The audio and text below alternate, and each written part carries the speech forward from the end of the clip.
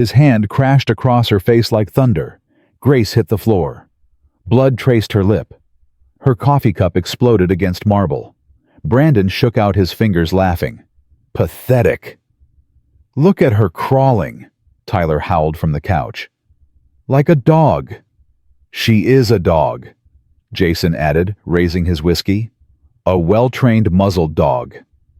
Brandon kicked her ribs. Get up, clean this mess, and stop bleeding on my floor. Grace rose slowly, head down, hands trembling. But her eyes held something terrifying. Something ancient.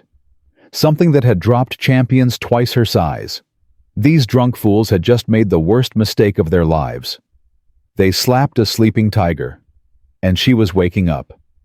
Hello, family, welcome back. Before this satisfying story, unfolds, please subscribe and ring that notification bell. Your support brings these powerful stories to life. Comment below, where are you watching from tonight?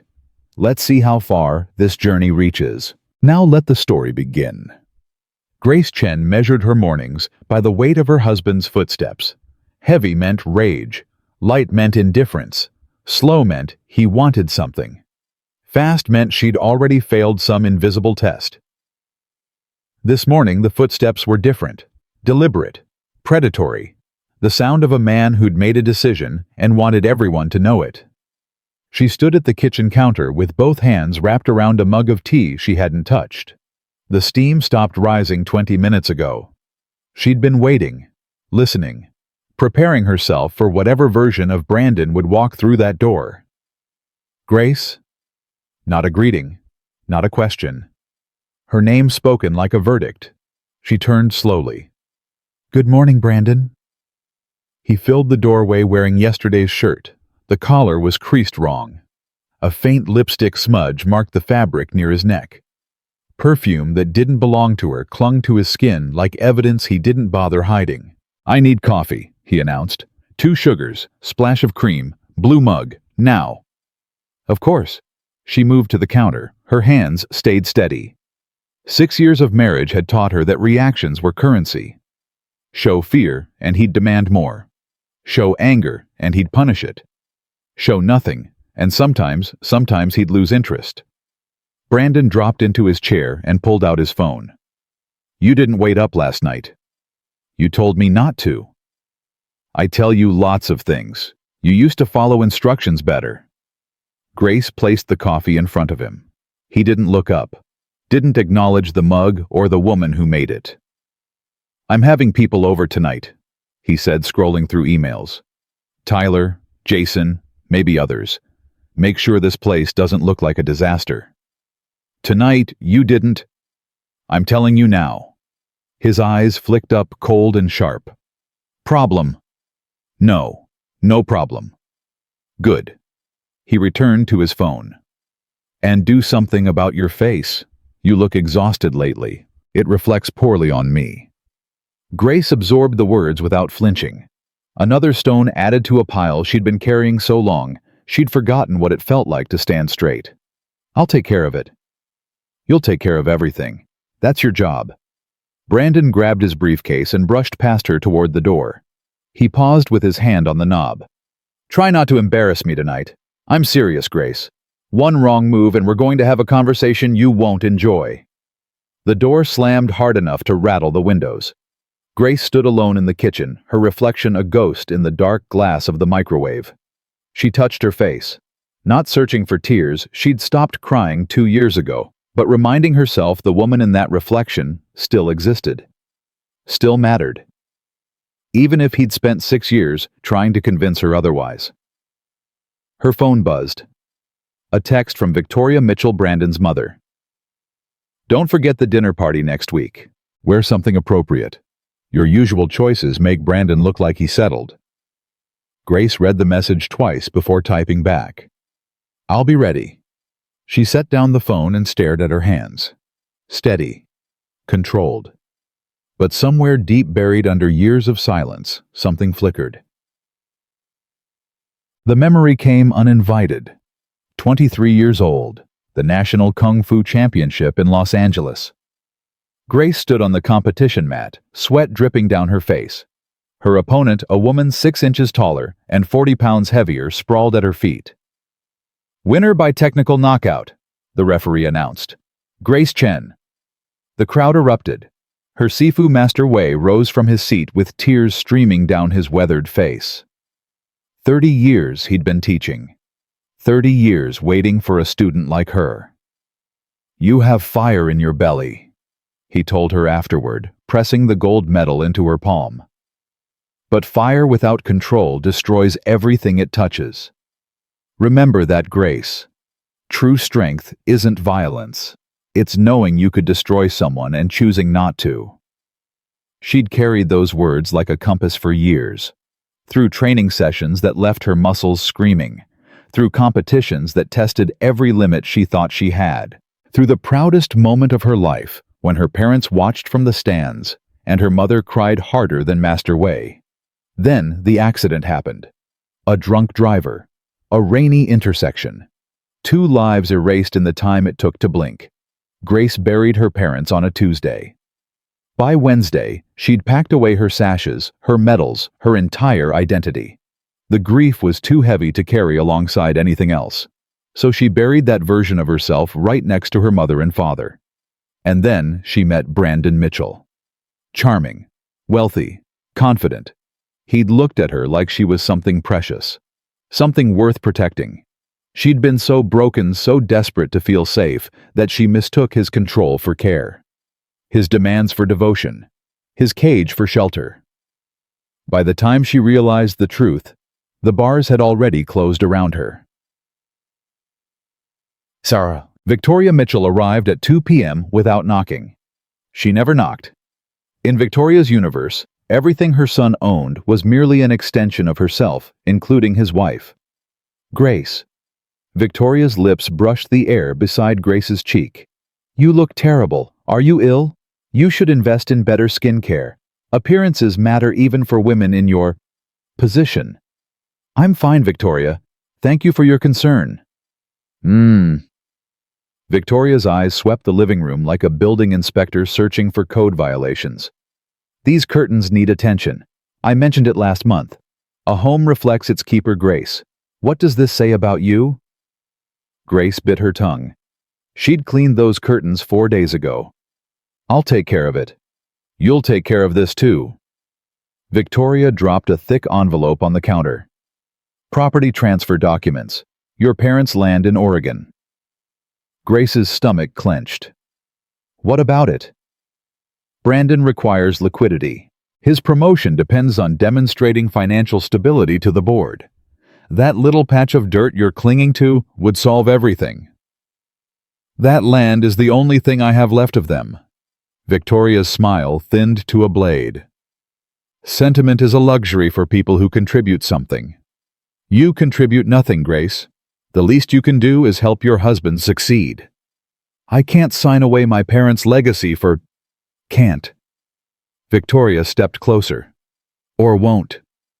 For one heartbeat, Grace let the mask slip. Let this woman see something underneath. Something that had survived years of burial. Something that remembered what it felt like to drop opponents twice her size. Victoria blinked, took a half step back, then recovered with practiced speed.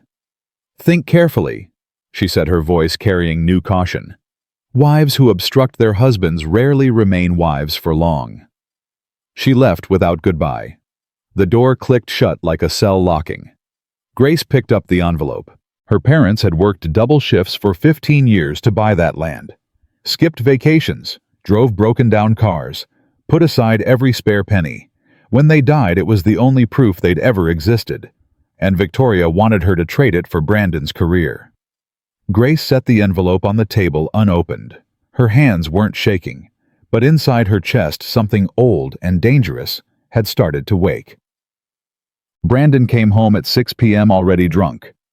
Grace heard the car door slam, then laughter, multiple voices. He'd brought Tyler and Jason without warning, though he never warned her about anything. The front door burst open. Brandon stumbled through with his friends flanking him like hyenas circling wounded prey. "Grace!" His voice was thick, sloppy. "Drinks. Now. The boys are staying." She moved to the bar without speaking. Behind her, the men collapsed onto leather furniture, filling the house with noise that made her skin crawl. "This is the life," Tyler announced, accepting the whiskey she handed him. "Beautiful house, obedient wife. Brandon, you've got it figured out." "Grace understands how things work." Brandon grinned at her. "Don't you, sweetheart?" She placed his drink on the side table. "Is there anything else you need?" "See?" Brandon elbowed Jason. "Perfect. No opinions, no arguments, just compliance." Jason laughed. "She's like a golden retriever. Loyal, trainable, doesn't bite." "Better than a dog," Tyler added. "Dogs bark sometimes." The men roared with laughter. Grace stood motionless, the serving tray still in her hands, their words landing like punches she'd trained herself not to feel. Brandon noticed her expression. "Something wrong?" "Nothing." "Then stop standing there looking tragic. You're killing the vibe." She retreated to the kitchen.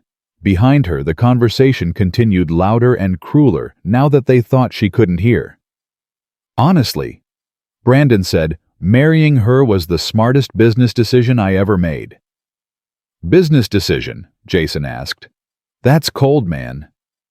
"Think about it. She came from nothing, looked at me like I was rescuing her.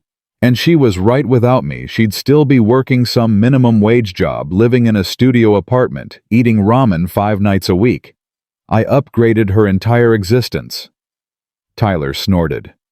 "So she's grateful." "She's useful. There's a difference." Brandon's voice dropped, but Grace could still hear every word. "She cooks, she cleans, she shuts up. And she never, not once, has challenged me on anything. You know how rare that is." "My ex had opinions about everything," Tyler muttered. "Worst 3 years of my life." "Grace doesn't have opinions. She doesn't have anything. She's basically furniture that can make coffee." Brandon laughed at his own joke. The perfect wife for a man who needs to focus on important things. Grace gripped the counter until her knuckles went white. In through the nose. 4 counts. Hold. Out through the mouth. 4 counts. Master Wei's voice echoed from somewhere deep. "Breathe through the storm. Let it pass around you, not through you."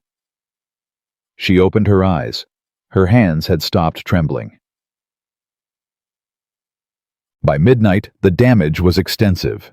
Beer soaked into her grandmother's rug, the one item she'd kept from her childhood home. Cigarette ash was ground into cushions she'd spent months saving for. A picture frame lay shattered near the wall, knocked over during some gesture no one bothered to explain or apologize for. Grace knelt to collect the broken glass. Each piece reflected lamplight like tiny accusations. "Careful," Tyler mocked from the couch. "She might cut herself and expect sympathy." "Grace doesn't expect anything," Brandon said. "That's her best quality." Jason leaned forward. "Hey, Brandon, I gotta ask, don't you ever get bored? I mean, she's pretty in a basic way, but there's nothing there." Bored.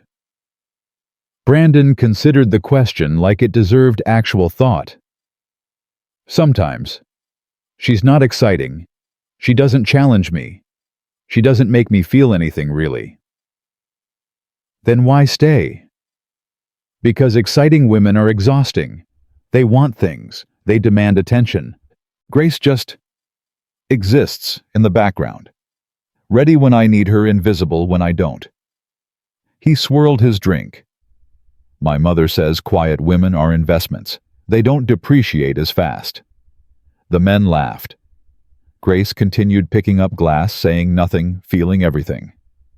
"Speaking of mothers," Jason said, "what's the deal with her parents' property? Victoria mentioned something about a transfer." "It's happening," Brandon said firmly. "Grace just needs some convincing. And if she doesn't agree?" Brandon's smile turned sharp. "She will. Grace always does what she's told. Eventually." Something inside Grace cracked. Not visibly, her face remained perfectly composed, but deep in her chest, a wall she'd maintained for years developed its first fracture. She stood, glass collected in her palm. "I'm going to dispose of this." "Wait." Brandon's voice stopped her mid-step. "Come here." Grace turned, walked toward him, stood where he pointed like a dog, responding to commands. Brandon looked up at her with glazed eyes. "My friends think you're boring." "I'm sorry they feel that way." "Don't apologize. It's not your fault. Some people are just born without substance." He reached up and patted her cheek, the same cheek he'd slapped hours earlier. "But you're loyal. That counts for something." Tyler shifted uncomfortably. "Brandon, maybe what I'm complimenting her." Brandon's hand moved to Grace's chin, forcing her to meet his eyes. "Tell them, Grace. Tell my friends how grateful you are. For this house. For this life. For me." Grace's voice came out steady. "I'm grateful." "For what specifically?" The words tasted like poison. "For everything you've given me." "See?" Brandon released her chin with a satisfied smirk. "Trained. My mother was right, you just have to show them who's in charge early. After that, they fall in line."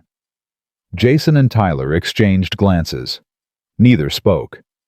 Grace walked to the kitchen and dropped the broken glass in the trash. Her hands were steady, her breathing was controlled, but the crack in her chest had widened into something that felt like awakening. At 3 a.m. the men finally left. Grace heard car doors slamming, engines starting.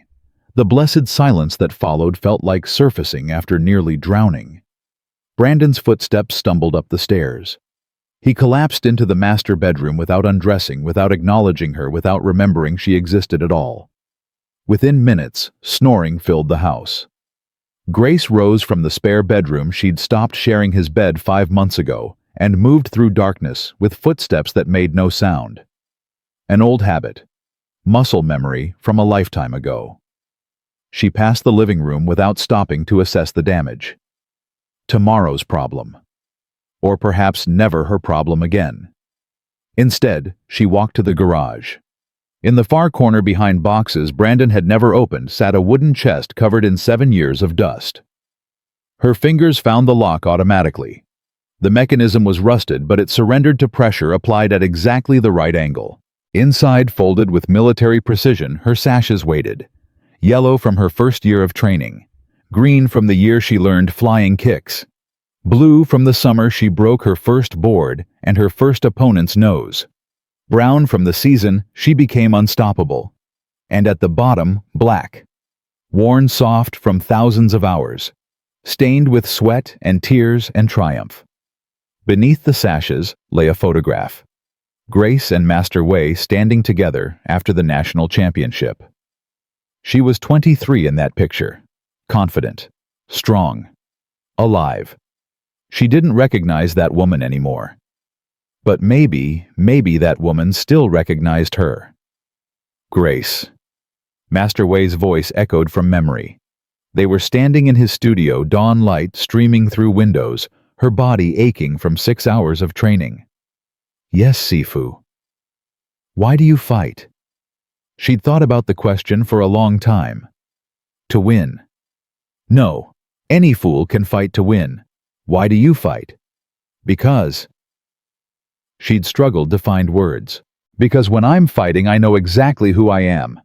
There's no confusion, no doubt, just me and the moment and the truth." Master Wei had smiled. "Hold on to that truth. Someday you'll need it." She'd forgotten that conversation for 7 years. Now holding her black sash in the darkness of a garage that belonged to a man who despised her, the words returned with perfect clarity. The truth. She needed the truth. And the truth was this: she wasn't weak. She'd never been weak. She'd just been hiding. Protecting herself by pretending to be something smaller than she was. But the protection had become a prison. And the prison had become her identity. Not anymore. Grace pulled out her phone, scrolled to a contact she'd never deleted because some part of her always knew this moment would come. Sifu. Her finger hovered over the keyboard. What do you say to someone you abandoned? Someone who gave you everything and watched you walk away without explanation. Are you there? She hit send before she could change her mind. 3 minutes passed. 5. 7. She was about to give up when the response arrived. I've been waiting, Grace. The mat is ready. The question is, are you? Her breath caught. 7 years of silence, and he responded like no time had passed at all.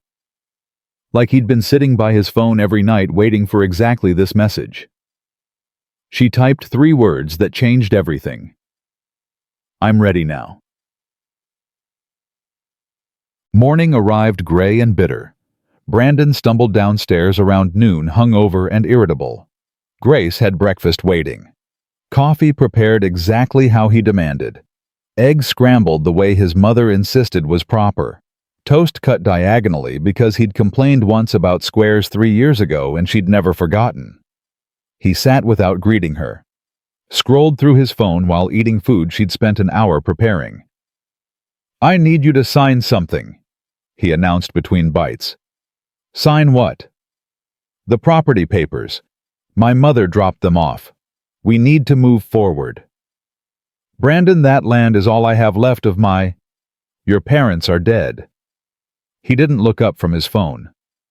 The land is wasting away. It's selfish to let sentiment interfere with my career. The words were designed to wound. Grace felt them land but refused to let them penetrate. I need time. For what? It's a simple signature. You write your name. I get promoted. Everyone wins. How do I win? The question escaped before she could stop it. Brandon's head snapped up. What did you just say? I asked how I win. You get a promotion. Your mother gets satisfaction. The board gets confidence. What do I get? You get to remain my wife. That's what you get. Is that supposed to be a prize? Brandon stood so fast his chair scraped against the floor. What the hell has gotten into you? Nothing. I'm just asking questions. You don't ask questions. That's not what you do. He moved toward her, his hangover apparently forgotten. You listen. You comply. You exist in whatever space I allow you to exist in. That's the arrangement. I don't remember agreeing to that arrangement. The slap came without warning. Grace's head turned with the force of it, but her feet stayed planted. Her body absorbed the impact with practiced efficiency, weight distributed, neck relaxed, core engaged. The same way she'd absorbed 1,000 strikes in the dojo, 1,000 training exercises designed to teach her exactly this, how to take a blow and remain standing. Brandon stared at his own hand like it had betrayed him. You didn't fall, he said slowly. Was I supposed to? He searched her face for something fear, submission, the usual surrender. He found nothing but calm. You're different, he whispered. Something's changed. Nothing's changed, Brandon. I'm exactly who I've always been. You just never bothered to look. For the first time in 6 years, Grace saw something flicker in her husband's eyes. Fear. He buried it quickly, replacing confusion with aggression. The dinner is Saturday. Big investors. Important people. You'll stay upstairs and out of sight. Understood? Understood. And Grace. He grabbed his keys, desperate to escape a situation he couldn't control. Whatever you're planning, whatever this new attitude is, stop. You can't win against me. You've never been able to win against anyone. The door slammed behind him. Grace stood alone in the kitchen, touching her burning cheek. He was wrong about so many things, but especially that. She'd won against plenty of people, and she was about to remind everyone what that looked like. Tyler appeared in her driveway at 4 p.m. Grace found him leaning against Brandon's spare car, hands shoved in his pockets, looking more uncomfortable than she'd ever seen him. Brandon's not here, she said from the doorway. I know. I came for you. Grace raised an eyebrow. For me? We need to talk. Tyler glanced around like he expected surveillance. Can we not do this where neighbors can see? She led him to the back patio. He refused the chair she offered, choosing instead to pace like a man carrying a weight he was desperate to set down. "I'm going to tell you something," he said finally, "and you're going to hate me for not saying it sooner." "Try me." Tyler stopped pacing, met her eyes. "Brandon's planning to divorce you." Grace said nothing. Let the silence pressure him to continue. "He's been seeing Sophia Langley, Richard Langley's daughter. Old money, serious connections. The kind of family that makes careers or destroys them." "I know about Sophia." Tyler blinked. "You do?"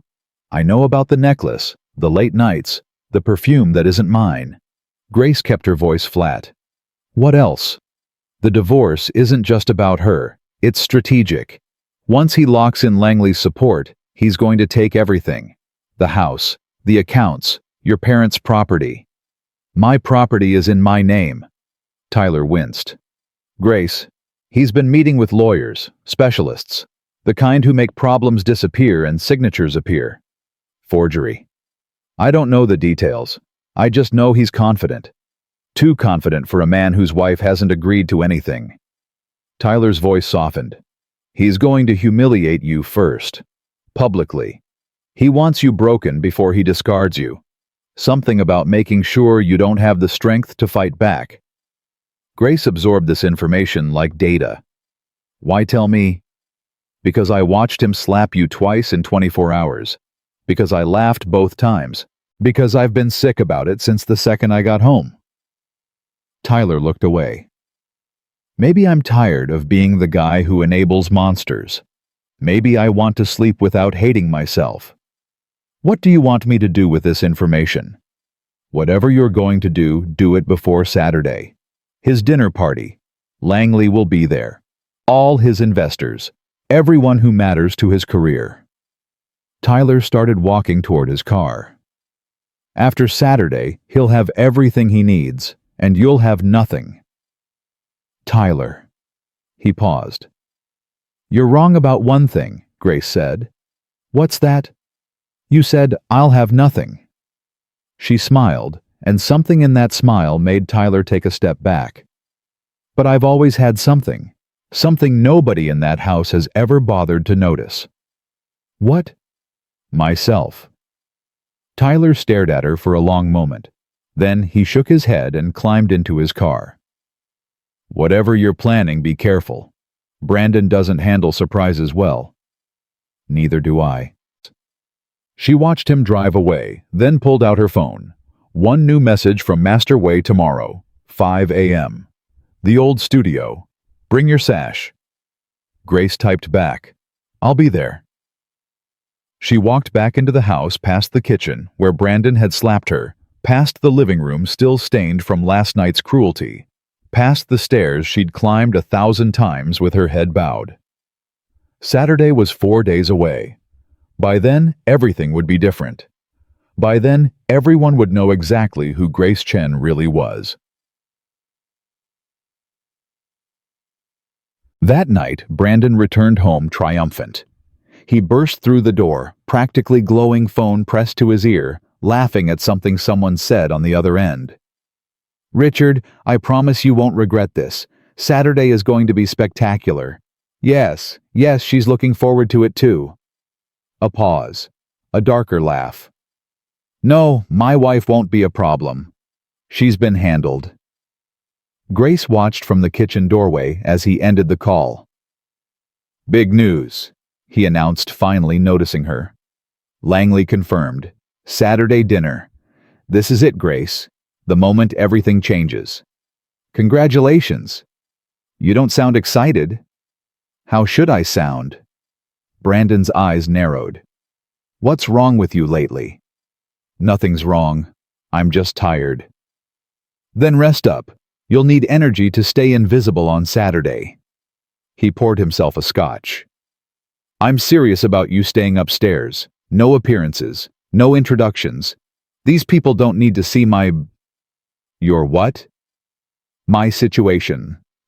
He gestured vaguely at her. "You're not exactly an asset, Grace. You don't make conversation. You don't charm people. You don't contribute anything to my professional image. So I'm a liability. You're a project I haven't had time to complete. He drained his glass. But that's fine. After Saturday, everything will be different. Grace tilted her head. Different how? Something flickered across Brandon's face. Guilt anticipation. She couldn't tell. You'll see, he said. Just trust me. I always have. Then keep doing that.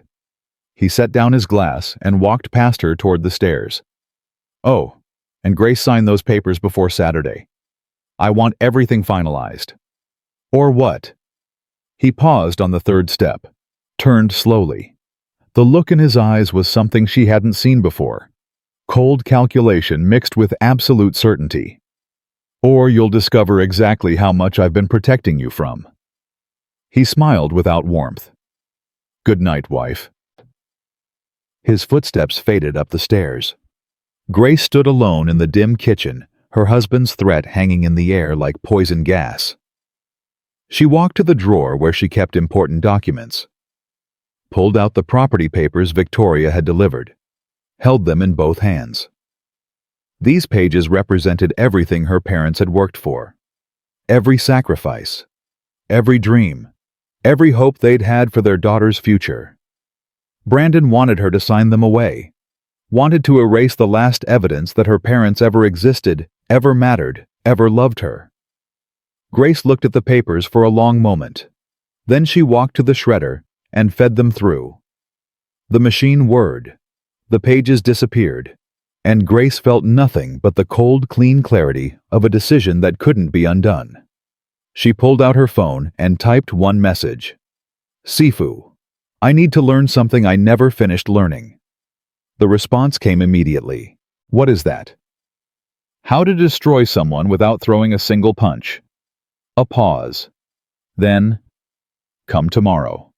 We'll begin. Grace turned off her phone and walked toward the garage, toward the chest, toward the sashes that represented everything she'd buried and everything she was about to reclaim. Saturday was 4 days away. Brandon Mitchell thought he was planning her destruction. He had no idea she was planning his. The alarm screamed at 4:30 a.m. Grace silenced it before the second ring. Brandon hadn't stirred. He'd drunk himself unconscious after midnight, celebrating his upcoming triumph with expensive scotch and phone calls to people who didn't know his wife was listening from the hallway. She dressed in darkness, black pants, gray shirt, shoes she hadn't worn in 7 years, but still fit perfectly. Her body remembered things her mind had tried to forget. The drive to Master Way's studio took 40 minutes. She parked outside a converted warehouse in Oakland's industrial district.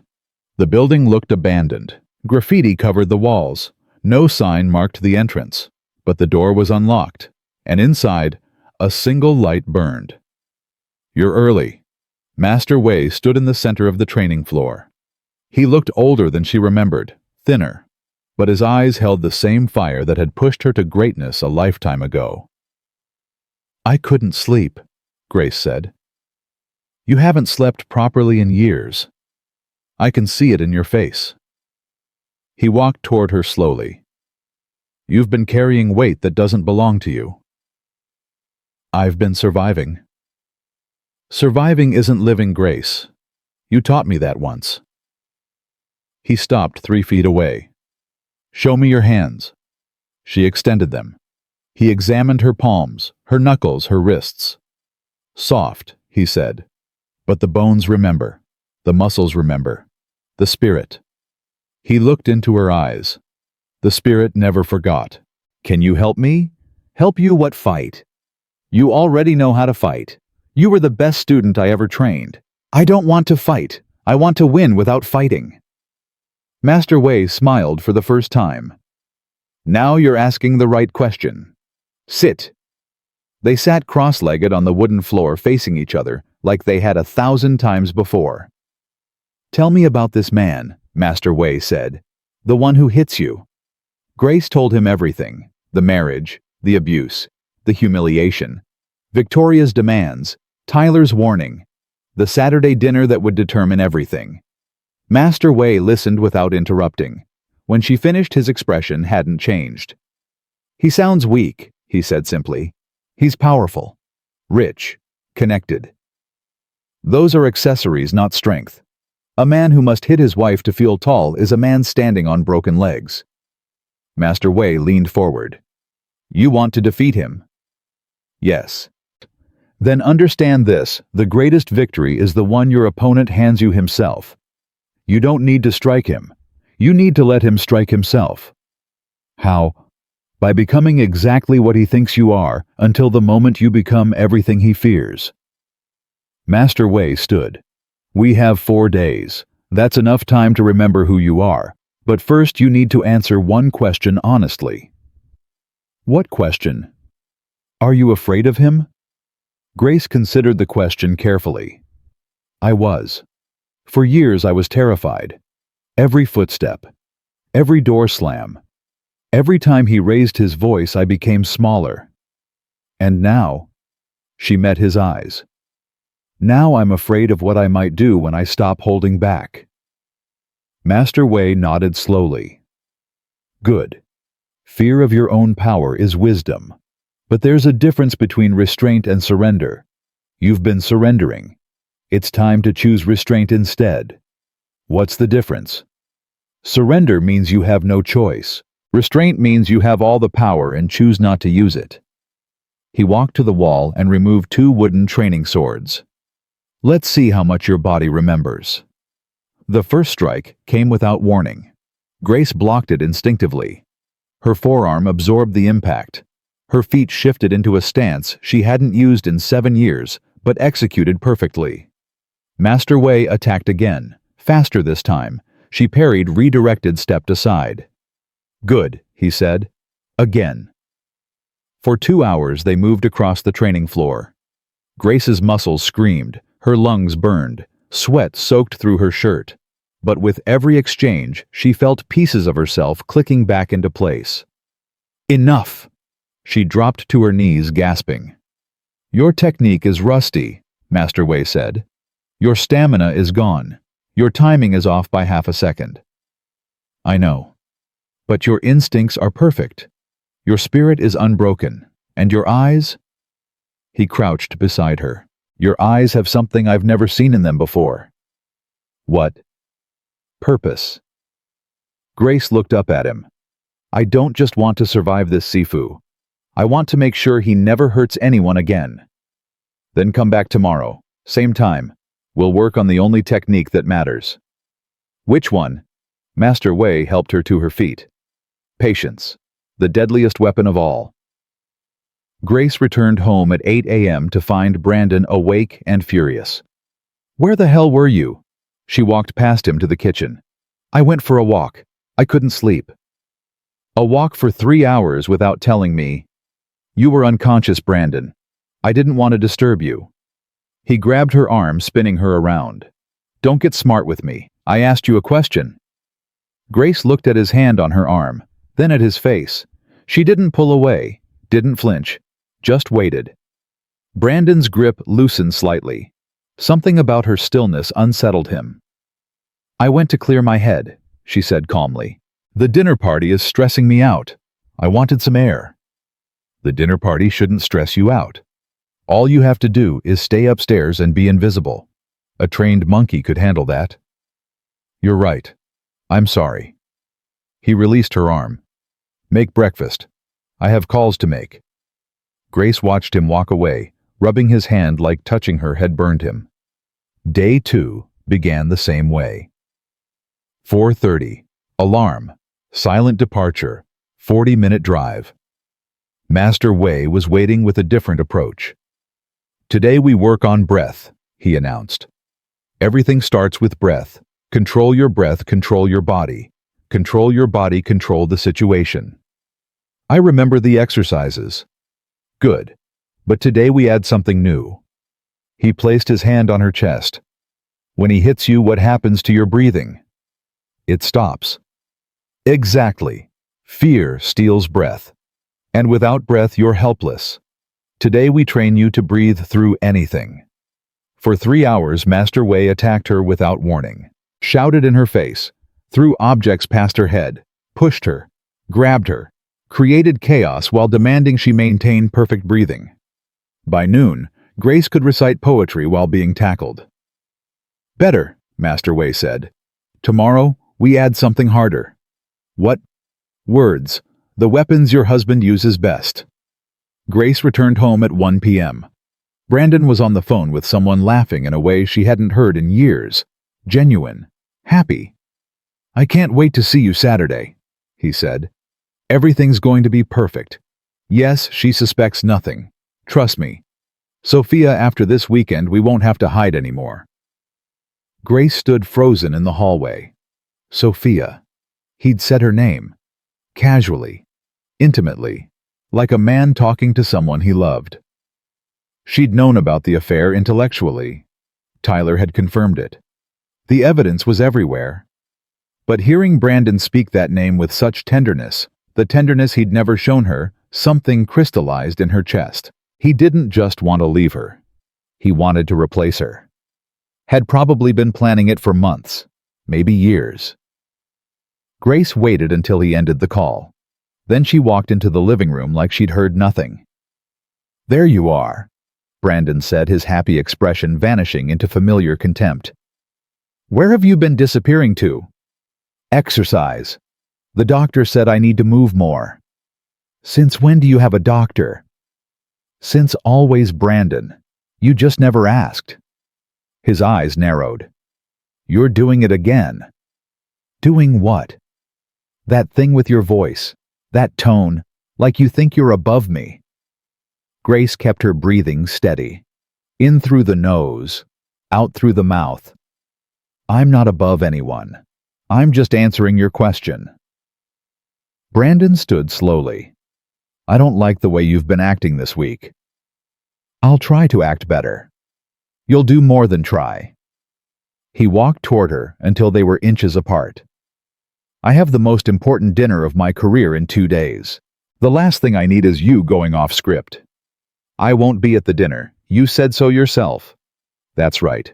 Because you can't be trusted to behave. Because you're embarrassing.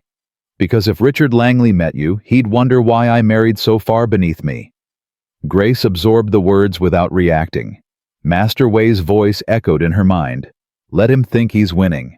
Let him underestimate you until the moment he can't anymore." "You're right," she said softly. "I'm not good enough for your dinner party." Brandon's aggression faltered. He'd expected resistance. Fight. Something he could punish. "At least you understand," he muttered, stepping back. "I'll be out late tonight. Meeting with investors. Don't wait up." He grabbed his keys and left without another word. Grace waited until his car disappeared. Then she walked to his office. The door was locked, but she knew where he kept the spare key. She'd known for years, had just never been brave enough or desperate enough to use it. Inside his desk was cluttered with papers. She moved through them systematically, photographing everything interesting. Account statements showing transfers she hadn't authorized. Property documents with her forged signature. Legal memos discussing asset protection strategies. In the bottom drawer, she found something that stopped her cold. Divorce papers. Already drafted. Already notarized on his side. Dated 3 weeks ago. He'd been planning this for almost a month. The dinner party wasn't just about his promotion. It was about introducing Sophia as his future wife. Showing everyone he'd upgraded. Discarding Grace like last season's fashion. She photographed the papers with steady hands. Then she found the jewelry receipt. The necklace she'd seen on the news. $4,200 for someone who wasn't her. And beneath that, plane tickets. 2 of them. San Francisco to Paris. First class. Departing Sunday morning. Their honeymoon, she realized. He was taking Sophia on the honeymoon Grace had always dreamed about. She photographed everything. Replaced every item exactly where she'd found it. Left no trace. That night, she texted Master Wei a single question. "Can you teach me to destroy someone using only truth?" His response came immediately. Truth is the most dangerous weapon in existence. It cannot be blocked. It cannot be deflected. And once released, it cannot be taken back. How do I use it? You wait, you gather, you arrange. And when the moment comes, you speak, and let the truth do what truth does. What does truth do? It burns everything built on lies. Day 3. Thursday, 4:30 a.m. Master Wei introduced something new. Today you learn to read him. Read him how? Everyone telegraphs their moves, the way they stand, the way they breathe, the way their eyes shift before an attack. He circled her slowly. You've been watching him for 6 years. You know his patterns better than he does. Today we use that. For hours they practiced scenarios. Master Wei played Brandon the grabbing, the shoving, the sudden explosions of rage. Grace learned to predict every move before it happened. To step aside at exactly the right moment. To make aggression look foolish. The key is patience, Master Wei said. Let him commit first. Let him overextend. Then use his own force against him. What if he really tries to hurt me? What if Saturday goes wrong? Then you do what you were trained to do, but only as a last resort. He placed his hand on her shoulder. Grace, I've taught hundreds of students. Only one had what you have. What's that? The ability to see all options and choose the one that causes least harm while achieving maximum result. He squeezed her shoulder. You were born to win battles no one realizes are being fought. Saturday you'll prove it. Grace returned home at noon to find Victoria waiting in the living room. Where have you been? Exercise. Exercise. Victoria's voice dripped with disbelief. Since when do you exercise? Since recently. Well, stop. It's making you uppity. Victoria stood and approached her. Brandon tells me you've been difficult, refusing to sign papers, asking questions, acting like you have opinions. I have opinions. No, you don't. You have one job: support my son. Everything else is irrelevant. Grace maintained her breathing. I've supported him for 6 years. You've existed for 6 years. There's a difference. Victoria grabbed Grace's chin, forcing eye contact. I know you think you're special, that Brandon chose you for some reason. But I chose you, Grace. I chose you because you were nothing, because you had nothing, because I knew you'd be grateful enough to stay out of the way. And now I'm wondering if I made a mistake. Victoria released her chin. Saturday is crucial. My son's future depends on it. If you do anything to embarrass him, I will personally ensure you leave this marriage with nothing. Not a penny. Not a possession. Not even your precious land. The land your parents are dead. Their wishes are irrelevant. What matters is Brandon's success. What matters is this family's reputation. What matters is you knowing your place and staying in it. Grace held Victoria's gaze without wavering. Something in her eyes made the older woman step back. What? Victoria demanded. Why are you looking at me like that? Like what? Like you're not afraid of me. Grace tilted her head slightly. Should I be? Victoria's face twitched. For one moment, just one uncertainty flickered in her expression. Saturday, she said finally. Stay upstairs, stay silent, stay invisible. And pray my son is feeling generous when the divorce is finalized. She left without waiting for a response. Grace stood alone in the living room, her mother-in-law's threat echoing in the silence. Divorce. Victoria knew. Had probably helped plan it. Everything Grace suspected was true. The affair, the property theft, the humiliation. It was all coordinated. A family conspiracy to strip her of everything she had. Her phone buzzed. A text from a number she didn't recognize. I thought you should see this. Attached was a photograph. Sophia Langley wearing the gold necklace sitting in what looked like a restaurant booth, holding hands with someone out of frame. A second photo followed. The same booth. Wider angle. Brandon kissing Sophia while Grace's wedding ring glinted on his finger. Tyler. It had to be Tyler. Why are you helping me? She texted back. Because I have a daughter, and someday she might be in your position. I want to believe someone would help her. Grace stared at the photos for a long time. Then she saved them to a secure folder with everything else. Friday, 4:30 a.m. Final training session. Master Wei didn't hand her a weapon, didn't launch into exercises. He just sat across from her and asked a simple question. Are you ready? I think so. What are you planning? Grace told him. Everything. The recordings she'd been making secretly for months, the photographs, the financial documents, the forged signatures, the divorce papers, the plane tickets. Master Wei listened without expression. And tomorrow, he asked. Tomorrow he throws his victory party, invites everyone important to his career, shows off his connections, prepares to announce his divorce and his new relationship. And what do? I stay upstairs, like he ordered, like the obedient wife I've pretended to be. Until, Grace met his eyes. Until the moment I'm not. Master Wei nodded slowly. The confrontation will be physical.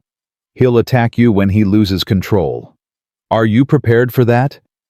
I've been preparing for 6 years. No, you've been surviving for 6 years. Tomorrow, you stop surviving and start living. He stood and walked to the wall where her championship medal hung. He'd kept it all these years. Do you remember what I told you after you won this?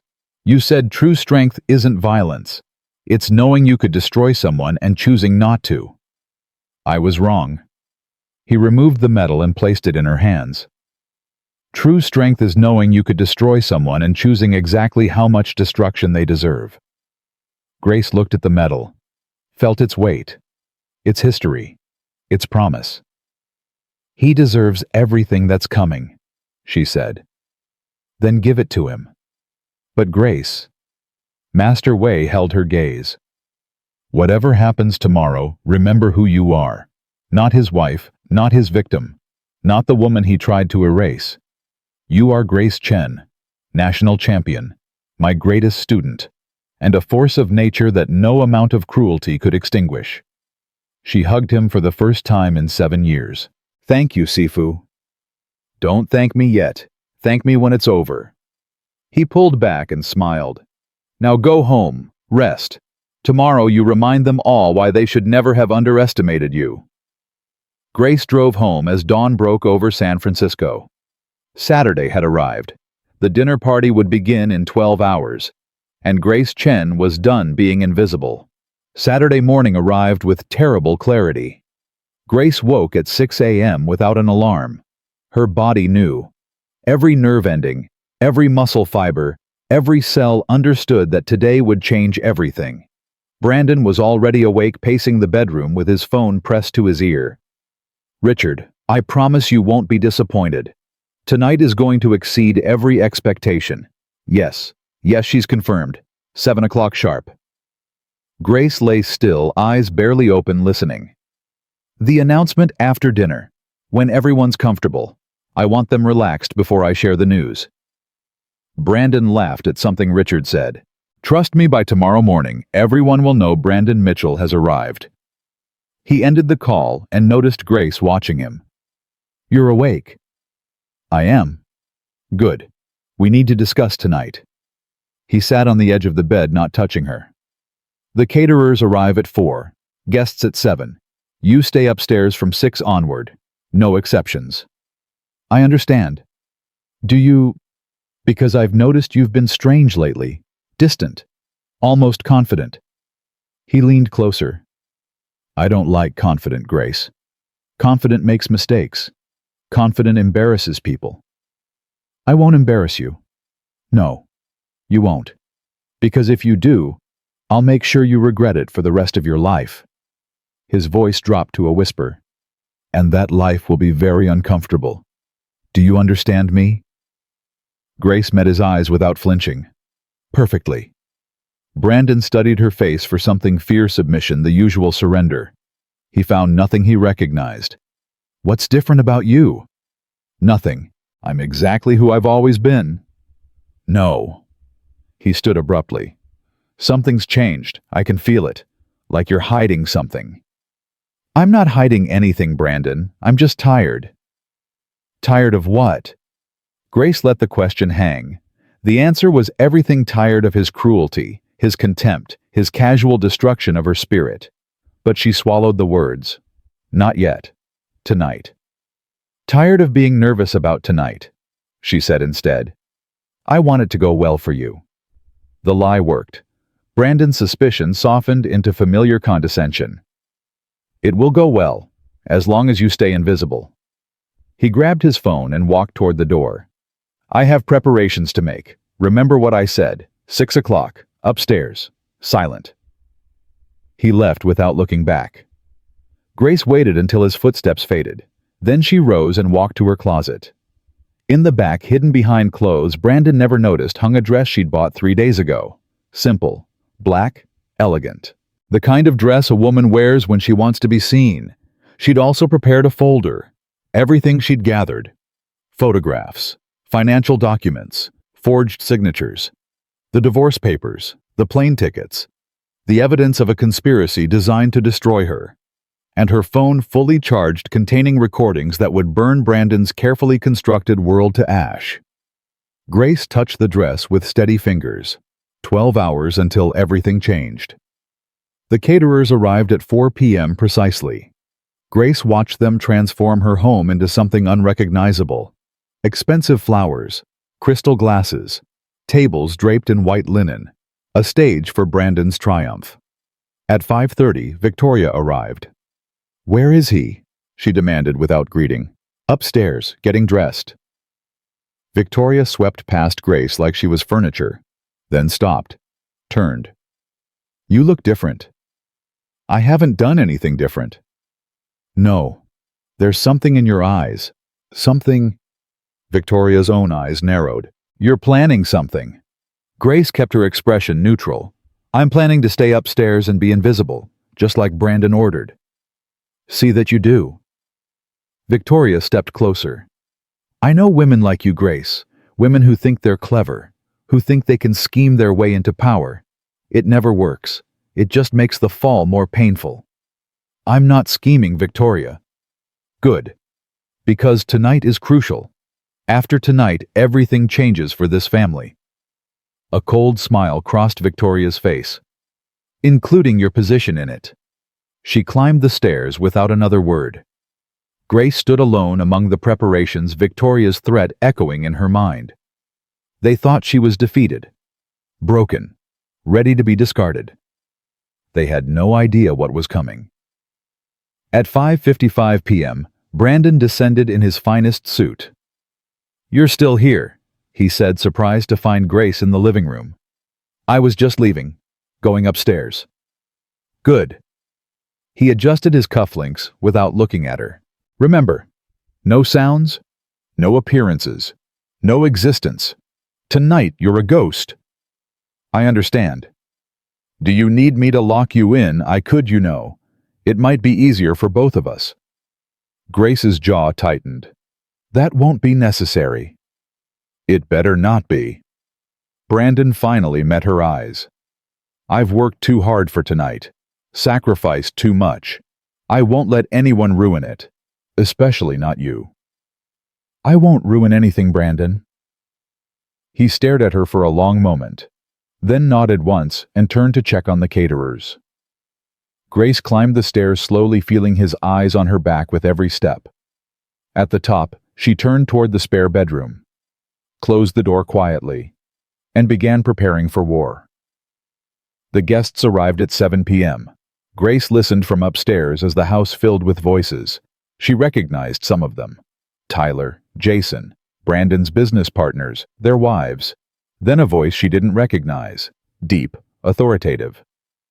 Brandon, this home is impressive. You've done well for yourself. Thank you, Richard.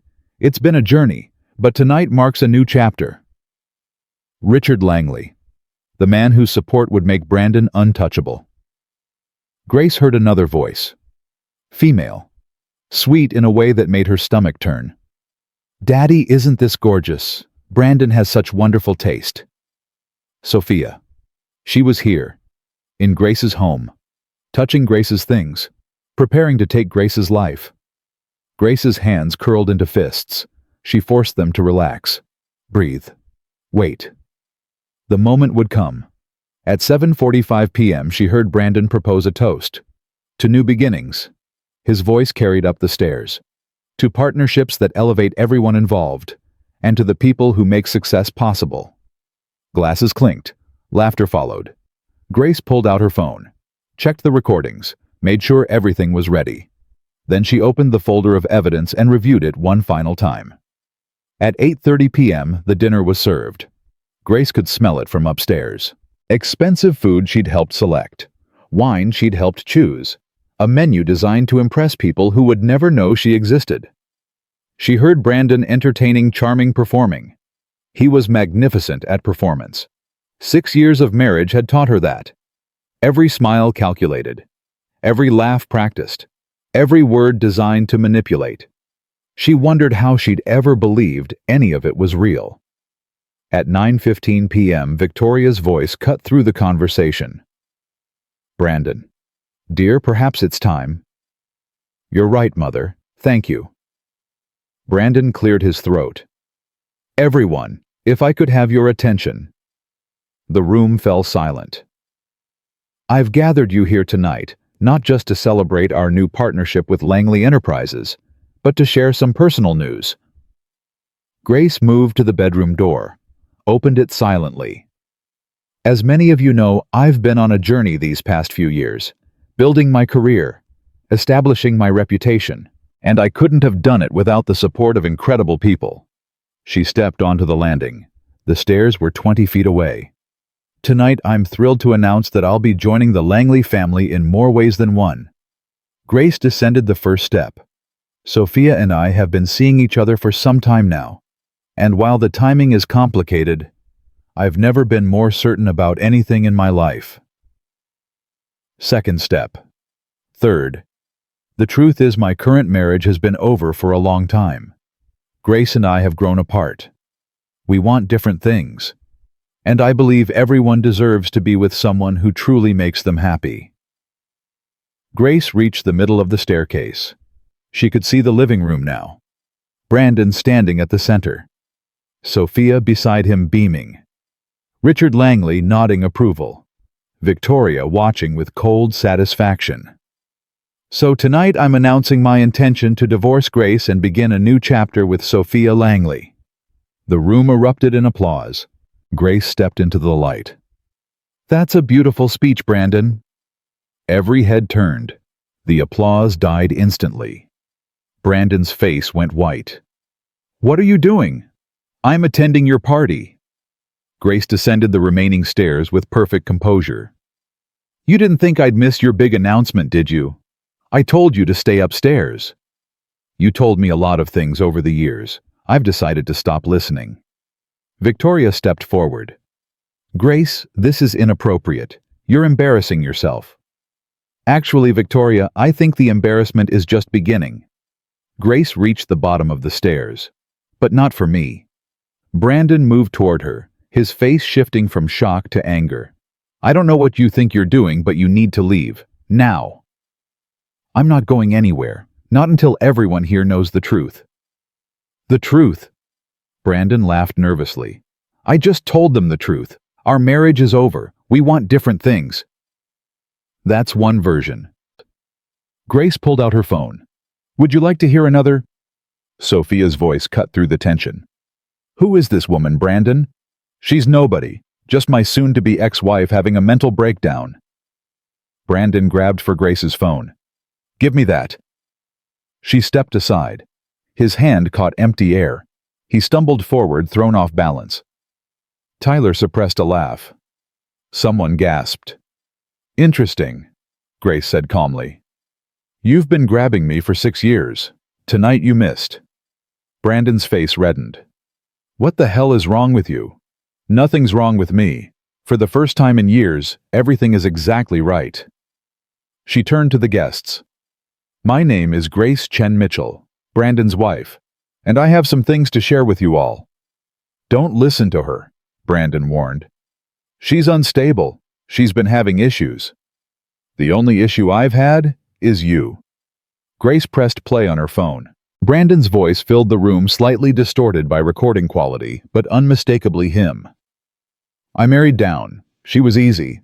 Quiet girls don't fight back. Murmurs rippled through the guests. That's out of context, Brandon said quickly. I was joking. The guys and I... Grace pressed play again. I'll humiliate her one last time before I get rid of her. Take everything. The house, the accounts, her parents' property. She won't know what hit her. Richard Langley's expression hardened. Brandon, what is this? It's fabricated. She's manipulating audio. I never said, another recording. Victoria's voice this time. Break her spirit, Brandon. Make her easy to handle. Quiet girls are investments. They don't depreciate as fast. Victoria's face drained of color. That was private conversation. Private? Grace turned to her. You were discussing how to destroy me. I think the people helping Brandon build his new life deserve to know what kind of family they're joining. Sophia stepped back from Brandon. What is she talking about? Nothing. She's crazy. I told you she was unstable. Grace pulled out the folder. Am I? Let's see what's unstable about this. She handed a document to Richard Langley. That's my signature on a property transfer, except I never signed it. Brandon forged it. Richard examined the paper. His jaw tightened. And this. Grace handed him another document. Bank transfers from our joint account to one in Sophia's name. $87,000 over 8 months. Sophia's mouth fell open. Brandon, you said that money was from investments. It was. She's lying. Grace pulled out the photographs Tyler had sent her. Am I lying about this? The necklace you bought Sophia with my money? The dinners at restaurants I've never been to? The trips you told me were business meetings? The photos circulated through the room. Whispers turned to murmurs. Murmurs turned to accusations. Brandon's control shattered. He lunged at Grace, grabbing her arm. Give me those. You had no right to go through my things. Grace didn't resist, didn't pull away. She simply looked at his hand on her arm, then at his face. Let go of me, Brandon. Or what, you'll cry. That's all you've ever done. Cry and take it, and let me walk all over you. She smiled. I'm not crying tonight. Her arm twisted. A simple motion. Efficient. Practiced. Brandon's grip broke. His body rotated. He stumbled sideways, crashing into a server carrying champagne glasses. Crystals shattered across the floor. The room went dead silent. Brandon scrambled to his feet, face twisted with rage. What the hell was that? That was me asking you to let go. Grace remained perfectly still. You should have listened. Jason jumped up from his seat. Hey, she can't do that. Brandon, man, you okay? I'm fine. Brandon straightened his jacket. She got lucky. Try again, Grace said quietly. What? I said try again. You've been hitting me for years. Slapping me in front of your friends. Kicking me when I'm down. Let's see how that works when I'm not playing helpless. Brandon's eyes flickered with something unfamiliar. Uncertainty. Tyler stood slowly. Brandon, maybe you should...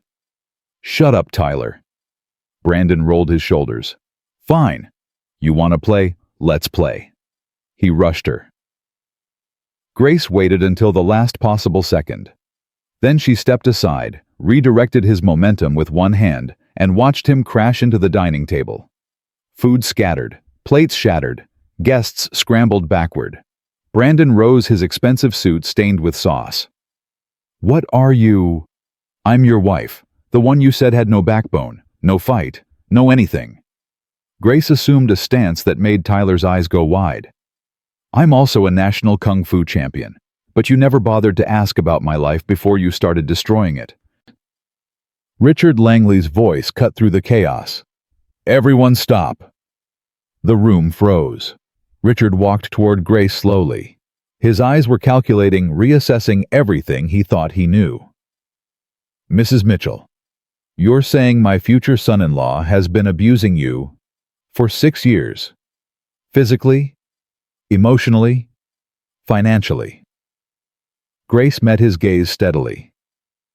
"He's been planning to divorce me and take everything I own, including land my parents left me. Land he tried to steal through forged documents. That's a serious accusation. I have serious evidence." She gestured to the folder Richard still held. "Financial records, forged signatures, recorded conversations, photographs, everything." Richard opened the folder, flipped through pages. His expression grew darker with each document. "Brandon," he said finally, "is any of this true? She's manipulating you. She's manipulating everyone." Brandon's voice cracked. "Richard, please, don't let her ruin this." "Daddy." Sophia's voice trembled.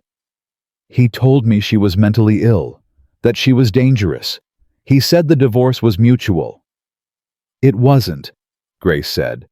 "I found out about it 4 days ago. He filed without telling me, planned to take everything, including the honeymoon to Paris he booked for both of you next week." Sophia went pale. "How did you know about Paris?" "I know everything, Sophia. The affair, the money transfers, the necklace you're wearing that he bought with our joint savings." Grace's voice softened. "You're not the villain here. You were lied to just like everyone else." Richard Langley closed the folder with a sharp snap. "This partnership is over." Brandon's face crumbled. "Richard, wait. Please. We can discuss this privately." "There's nothing to discuss. I don't do business with liars. I don't trust my daughter to men who abuse their wives. And I certainly don't associate with families who forge documents and steal property." He turned to Victoria. "Mrs. Mitchell, your son is a predator. Whatever schemes you've been running together, they end tonight." Victoria sputtered. "How dare you speak to me that way? How dare you raise a man who beats women?" Richard took Sophia's arm. "We're leaving." "Daddy, wait." Sophia pulled free and walked toward Grace. The two women stood face to face for a long moment. "I didn't know," Sophia whispered. "I swear I didn't know about any of this." "I believe you. He told me you were cold, distant, that the marriage was a mistake from the beginning." "The marriage was a mistake, but I wasn't the one who made it." Grace paused. "Go. Build a life with someone who deserves you. This one doesn't." Sophia's eyes filled with tears. She nodded once, then followed her father toward the door. Brandon watched his future walk away. His fortune, his connections, his carefully constructed image, all of it crumbling in real time. Then he turned back to Grace. "You," he breathed. "You destroyed everything." "No, Brandon. You destroyed everything. I just showed people the rubble." He charged her with a scream. Grace was ready. She sidestepped his first wild swing, deflected his second with her forearm, let his momentum carry him past her. Jason tried to grab her from behind. She dropped low, swept his legs, watched him crash onto his back. Tyler raised his hands. "I'm not getting involved. She'll kill me." Brandon came again, more careful this time. He'd seen enough to know she wasn't defenseless, but he didn't understand what he was facing. Grace moved like water. Every strike he threw, she redirected. Every grab he attempted, she escaped. Not attacking, never attacking, just defending, letting him exhaust himself against her immovable calm. "Stand still!" he screamed. "Fight me like a man." "I'm not a man. I'm the woman you underestimated." She blocked another swing. "The woman you mocked." Redirected a kick. "The woman you said had nothing inside her." Brandon threw everything he had into one final desperate lunge. Grace stepped aside at the last instant. Her hand guided his shoulder. His own force sent him spinning. He crashed through the glass coffee table and lay still among the shards. The room was silent. Grace stood over her husband, breathing steadily, completely unharmed. "I could have ended this at any moment," she said quietly. "Any time you raised your hand to me. Any time your friends laughed while I bled. Any time your mother told you to break my spirit." Brandon looked up at her with something new in his eyes. Fear. "But I chose patience. I chose to wait. I chose to gather evidence instead of throwing punches." She crouched beside him. "Because I didn't want to just hurt you, Brandon. I wanted to destroy everything you built. And I wanted you to watch it happen." "Why?" His voice cracked. "Why did you stay so long?" "Because I forgot who I was. You made me forget. But I remember now." She stood. "And I'll never forget again." She turned to the remaining guests. Most were frozen. A few were filming with their phones. Good. Let them document this. For anyone still wondering, I'm filing for divorce on Monday. I have evidence of fraud, forgery, and financial abuse that will ensure I keep everything that's legally mine, including my parents' property. Victoria stepped forward, face contorted with rage. "You won't get away with this." "I already have." Grace faced her mother-in-law without flinching. "Your son is finished. His career is finished. His reputation is finished. And any scheme you were running with him is finished too. You're nobody. You came from nothing. You'll go back to nothing." Grace smiled. "I came from parents who loved me enough to work their entire lives for my future. I came from a teacher who saw my potential and never gave up on me. I came from a strength you couldn't break no matter how hard you tried." She stepped closer to Victoria. "You're right that I'm nobody to you, but I'm somebody to me, and that's more than you can say about anyone in your life." Victoria's mouth opened, closed. For the first time, she had no words. Grace walked toward the door. "Wait." Tyler's voice stopped her. "Grace, where are you going?" "Home." She paused. "Well, not this home. A real one. One I'll build for myself." "I'm sorry," Tyler said quietly. "For all of it. The laughing, the watching, the doing nothing." Grace looked at him for a long moment. "You helped me at the end. You sent the photographs. Why?" "Because I have a daughter, and I kept imagining her in your position." His voice broke. "I kept thinking about what kind of man I'd want to be if she needed help." "Then be that man, Tyler. It's not too late." She walked out the door without looking back. Behind her, Brandon lay bleeding among broken glass. Victoria stood speechless for the first time in her life. And a room full of witnesses had captured everything. Grace stepped into the cool night air. It smelled like freedom. Sunday, 2:47 a.m. Grace sat in a motel room 15 miles from the house that was no longer her home. She hadn't slept, couldn't sleep. The adrenaline from the dinner party still coursed through her veins like electricity. Her phone had been buzzing non-stop since she left. 23 missed calls from Brandon. 17 from Victoria. 4 from numbers she didn't recognize. 1 from Tyler. She answered none of them. At 3:15 a.m., a text arrived from a number she did recognize. "Master Wei. I heard what happened. Are you safe?" Grace typed back. "I'm safe. It's done. Master Wei. Not done. Just begun. The wounded animal is most dangerous. Stay alert." She read the message 3 times. He was right. Brandon wouldn't accept defeat quietly. He'd scheme, plot, find some way to strike back. But for now, in this anonymous motel room, she allowed herself one moment of peace. She'd done it. 6 years of hell, and she'd finally walked through the fire and come out the other side. Sunday, 8:00 a.m. Her phone rang. Tyler's number. She answered. "Yes." "Grace, thank God. Are you okay?"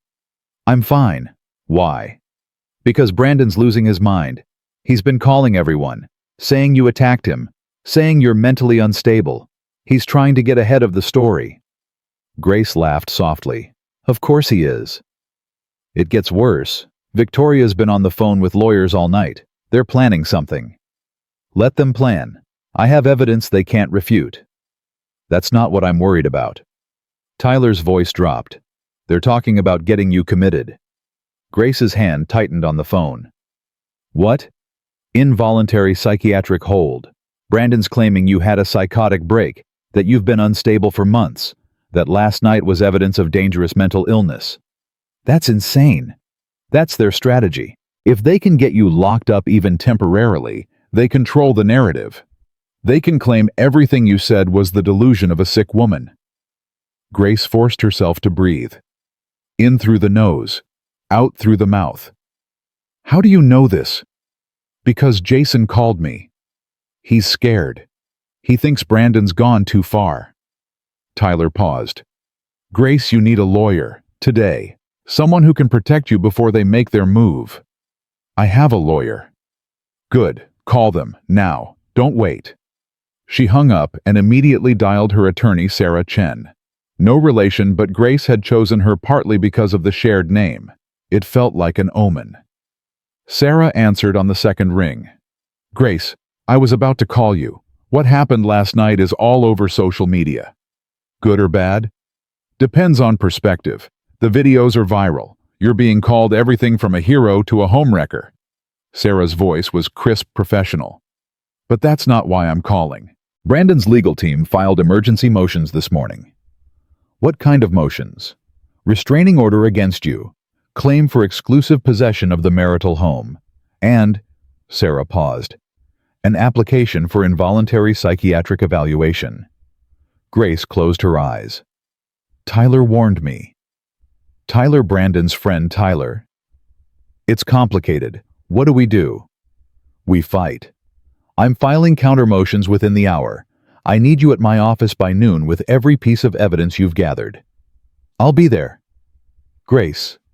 Sarah's voice softened. What you did last night was brave, but it also painted a target on your back. These people have money and connections. They're going to come at you with everything they have. I know. Are you ready for that? Grace looked at herself in the bathroom mirror. The woman staring back wasn't the one who'd cowered in corners for 6 years. This woman had fire in her eyes. I've been ready my whole life. I just forgot for a while. Sunday, 12:30 p.m. Sarah Chen's office occupied the 23rd floor of a downtown building. Grace arrived with a folder 3 inches thick. This is everything, Sarah asked, spreading documents across her conference table. Everything I could gather in 4 days. Sarah whistled softly as she reviewed the contents. Financial fraud, forged signatures, evidence of embezzlement, recorded admissions of abuse. She looked up. Grace, this isn't just divorce material. This is criminal. I know. Have you considered pressing charges? I've considered a lot of things. Right now, I want the divorce finalized and my property protected. After that, we can discuss criminal options. Sarah nodded slowly. Smart. One battle at a time. She picked up the psychiatric evaluation application. This is their weak point. They're claiming you're unstable, but everything in these recordings shows calculated, rational behavior. You planned. You gathered evidence. You executed a strategic confrontation. That's not the behavior of someone having a psychotic break. Can you stop it? I can delay it, and delay might be all we need. Sarah began organizing the documents. The judge assigned to your case is Margaret Harrison. She has a reputation for seeing through wealthy husbands who try to weaponize the legal system against their wives. That sounds promising. It is, but Brandon's lawyers are good. They'll argue that last night's confrontation proves you're dangerous. They'll use the physical altercations against you. He attacked me. I defended myself. And we have video proof of that. Multiple angles, actually. Your husband's guests were very thorough with their phone cameras. Sarah smiled grimly. Ironically, his own party provided the evidence we need. Grace felt something loosen in her chest. So we have a chance. We have more than a chance. We have a strong case. But I need you to understand something. Sarah leaned forward. The next few weeks will be brutal. They're going to attack your character, dig into your past, try to find anything they can use against you. My past is clean. What about the martial arts, the training? They might try to argue you're trained to be violent. Grace shook her head. I'm trained to be controlled. There's a difference, and my teacher will testify to that if necessary. Good. We'll need character witnesses. Your teacher, friends, anyone who can speak to who you really are versus who Brandon claims you are. I don't have many friends. Brandon made sure of that. Then we'll work with what we have. Sarah stood. Go back to your motel. Stay out of sight. Don't engage with Brandon or Victoria if they try to contact you. And whatever you do, don't go back to that house. I wasn't planning to. Some women do. They think they can grab more belongings, talk things out.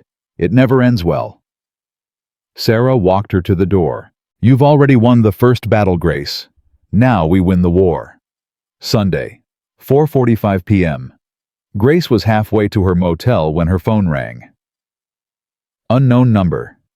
She answered cautiously. Hello? Grace? Victoria's voice dripped with venom. I hope you're proud of yourself. Victoria, I have nothing to say to you. Then listen. You've made a terrible mistake. My son may have his flaws, but he's still a Mitchell, and Mitchells don't lose. He already lost. Last night. In front of everyone who matters. Last night was a setback. Setbacks can be overcome. Victoria's voice hardened. But the damage you've done to this family's reputation cannot be undone. And you will pay for it. Are you threatening me? I'm promising you. Whatever you think you've achieved, we will take it back. The property, the money, the dignity. Everything you touched in 6 years will be stripped away until you're exactly what you were when Brandon found you. Nothing. Grace's grip tightened on the phone. You know what's interesting, Victoria? You keep calling me nothing. Brandon called me nothing.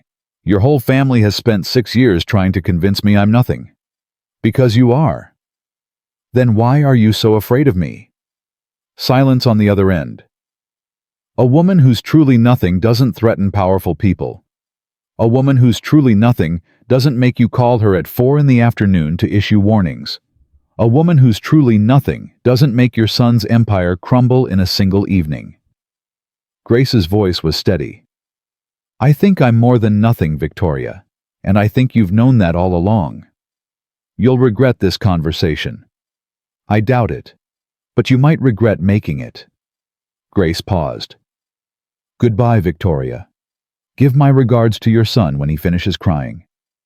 She hung up before Victoria could respond. Monday, 9:00 a.m. The courthouse was busier than Grace expected. Lawyers rushed between rooms. Families sat on benches with worried expressions. The machinery of justice ground forward, indifferent to individual suffering. Sarah met her at the security checkpoint. We have a problem. Grace's stomach dropped. What kind of problem? Brandon's lawyers filed new motions this morning. They're claiming you stole confidential documents from his home office.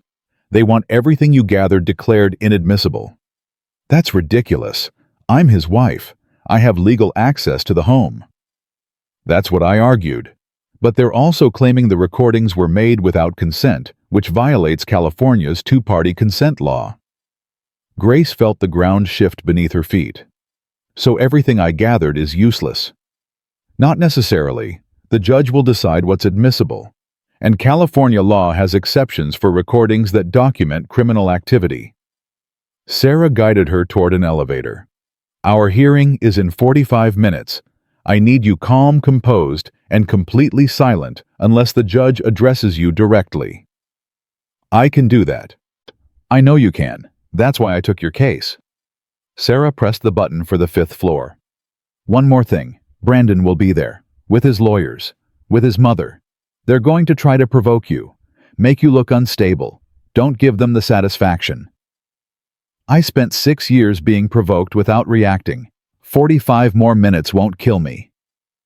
The elevator doors opened. Grace stepped into the hallway and immediately saw them. Brandon in an expensive suit looking thinner than he had 3 days ago. Victoria beside him, posture rigid with barely contained fury. 3 lawyers flanking them like bodyguards. Brandon saw her. His eyes widened, then narrowed. Grace. He started toward her. His lawyers grabbed his arms. Mr. Mitchell, please, not here. I just want to talk to my wife. I'm not your wife, Grace said calmly. I'm your ex-wife in progress. See? Brandon pointed at her. See how she talks cold, calculating. This isn't the woman I married. The woman you married was a lie I told myself to survive. This is who I really am. Victoria stepped forward. You'll pay for what you've done to this family. Mrs. Mitchell. Sarah positioned herself between Victoria and Grace. Any further communication should go through legal counsel. I suggest you control your client. Control? Victoria's laugh was sharp. That woman assaulted my son in his own home. She should be in jail. Your son attacked her. She defended herself. We have multiple video recordings proving that. Sarah's voice was ice. Would you like to discuss what else those recordings show? Victoria's face went pale. She stepped back. That's what I thought. Sarah took Grace's arm. Let's go. We have a hearing to win. Monday, 9:47 a.m. Judge Margaret Harrison looked exactly like Grace had imagined. Mid-60s, steel gray hair. Eyes that had seen every lie wealthy people could tell. This court is now in session. In the matter of Mitchell versus Mitchell, we're here to address emergency motions filed by both parties. She looked at Brandon's lead attorney. Mr. Pearson, you filed first. Proceed. Pearson stood, confident, polished. Your Honor, my client seeks immediate protection from his spouse, who has demonstrated violent and erratic behavior. 3 nights ago, Mrs. Mitchell appeared uninvited at a private gathering and physically assaulted Mr. Mitchell in front of numerous witnesses. She attacked him. Yes, Your Honor, without provocation. She also made wild accusations based on illegally obtained documents and recordings made in violation of California privacy laws. Judge Harrison turned to Sarah. Response. Sarah stood. Your Honor, we have video evidence from multiple witnesses showing that Mr. Mitchell attacked Mrs. Mitchell first. She defended herself using martial arts training she received years ago. At no point did she initiate violence. She's trained in martial arts. Mrs. Mitchell is a former national Kungfu champion, Your Honor. She hasn't competed in 7 years, but the training remains. She used it only when her husband charged at her repeatedly. Judge Harrison's eyebrows rose. Repeatedly? 3 times, Your Honor. Each time she deflected or avoided his attacks. She never struck him. The injuries he sustained came from his own momentum carrying him into furniture. Pearson jumped in. Your Honor, this proves our point. She's trained to be violent. She's dangerous. She's trained to be controlled, Sarah countered. There's a significant difference, and if she were truly dangerous, Mr. Mitchell would be in the hospital, not in this courtroom. Judge Harrison held up her hand. I'd like to see this video evidence. Sarah produced a tablet. We have footage from 6 different angles, Your Honor, all recorded by guests at Mr. Mitchell's own party. The courtroom watched in silence as the videos played. Brandon lunging, Grace stepping aside, Brandon crashing into furniture, Grace remaining calm throughout. When it ended, Judge Harrison looked at Brandon with something approaching disgust. Mr. Mitchell, in this footage I see you attack your wife 3 times. I see her avoid each attack without striking you. Is this your definition of being assaulted? Brandon stood.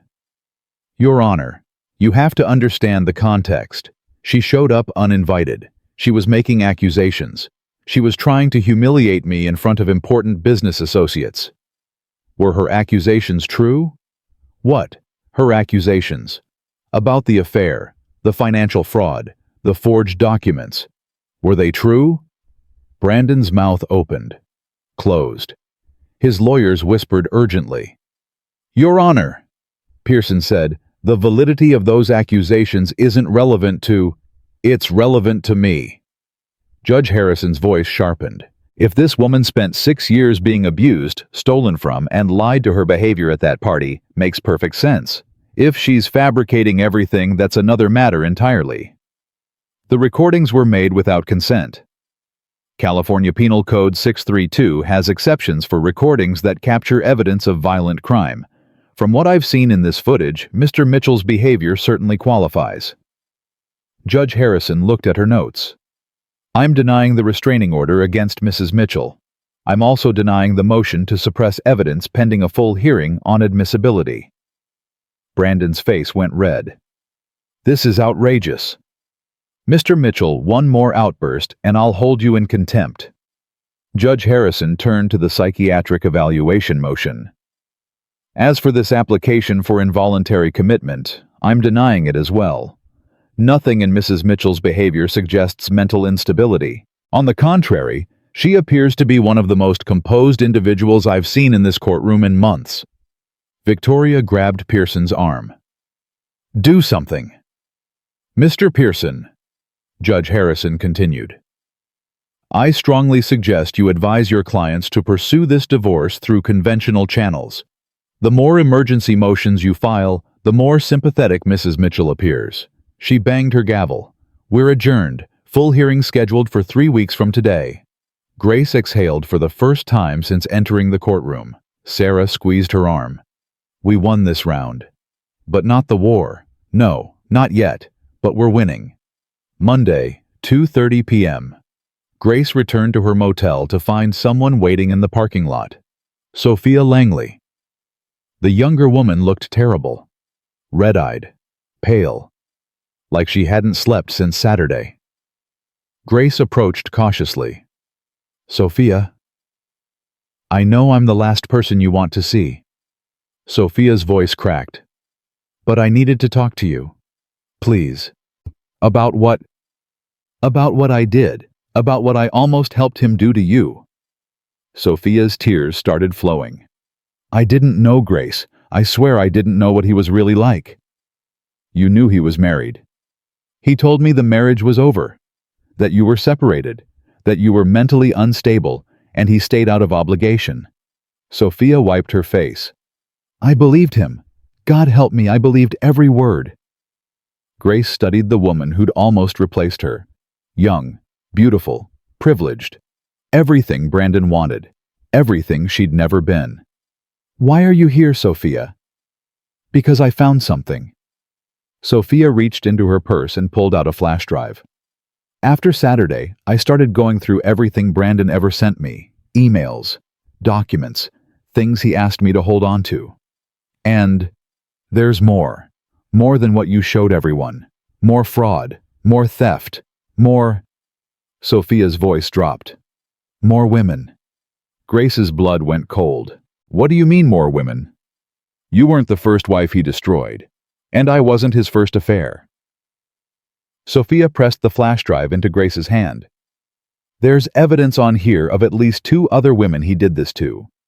Married them, broke them, took everything, then moved on.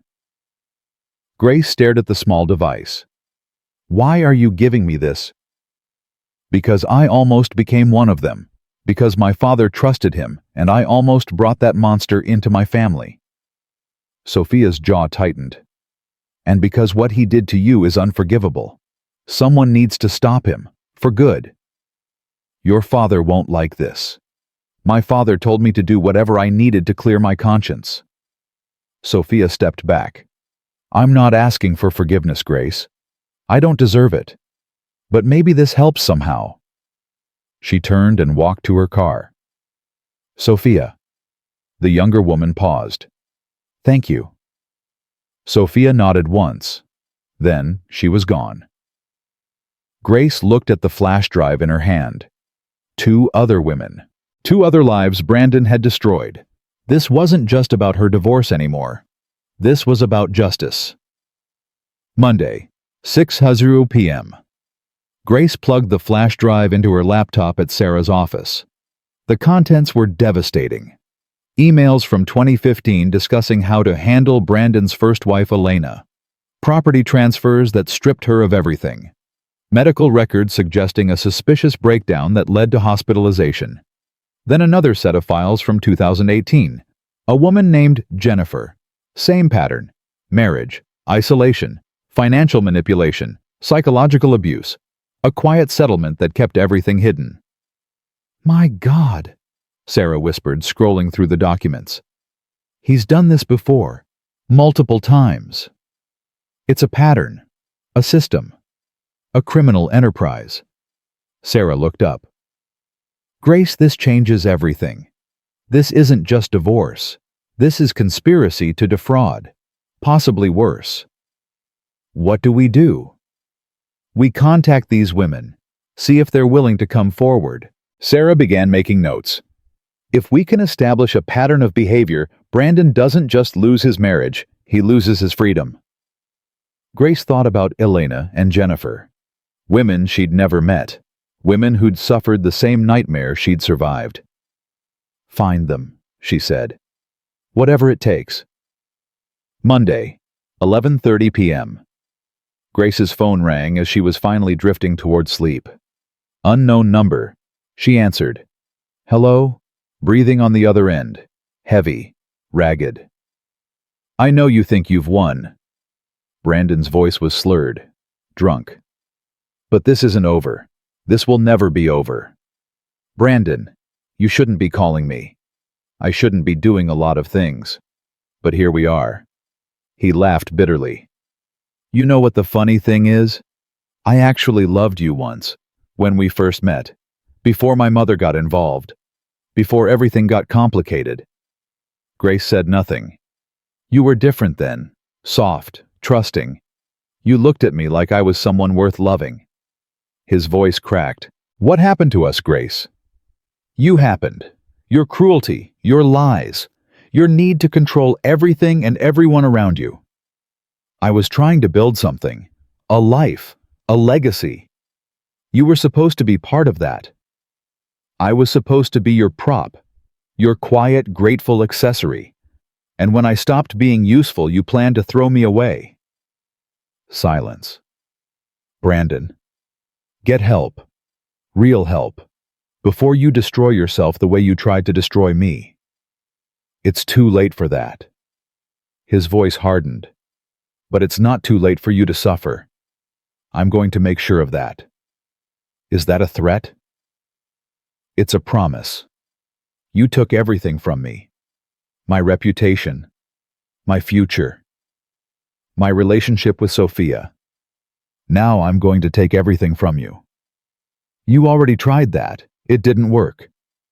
I wasn't trying hard enough." The line clicked dead. Grace stared at her phone in the darkness. He wasn't going to stop. No matter what the courts decided, no matter what evidence she gathered, Brandon Mitchell would keep coming until one of them was destroyed. She pulled up Master Wei's number. "I need more training. He's not going to stop." The response came immediately. "Then we don't stop either. Come tomorrow. We prepare for what's next." Grace set down her phone and stared at the ceiling.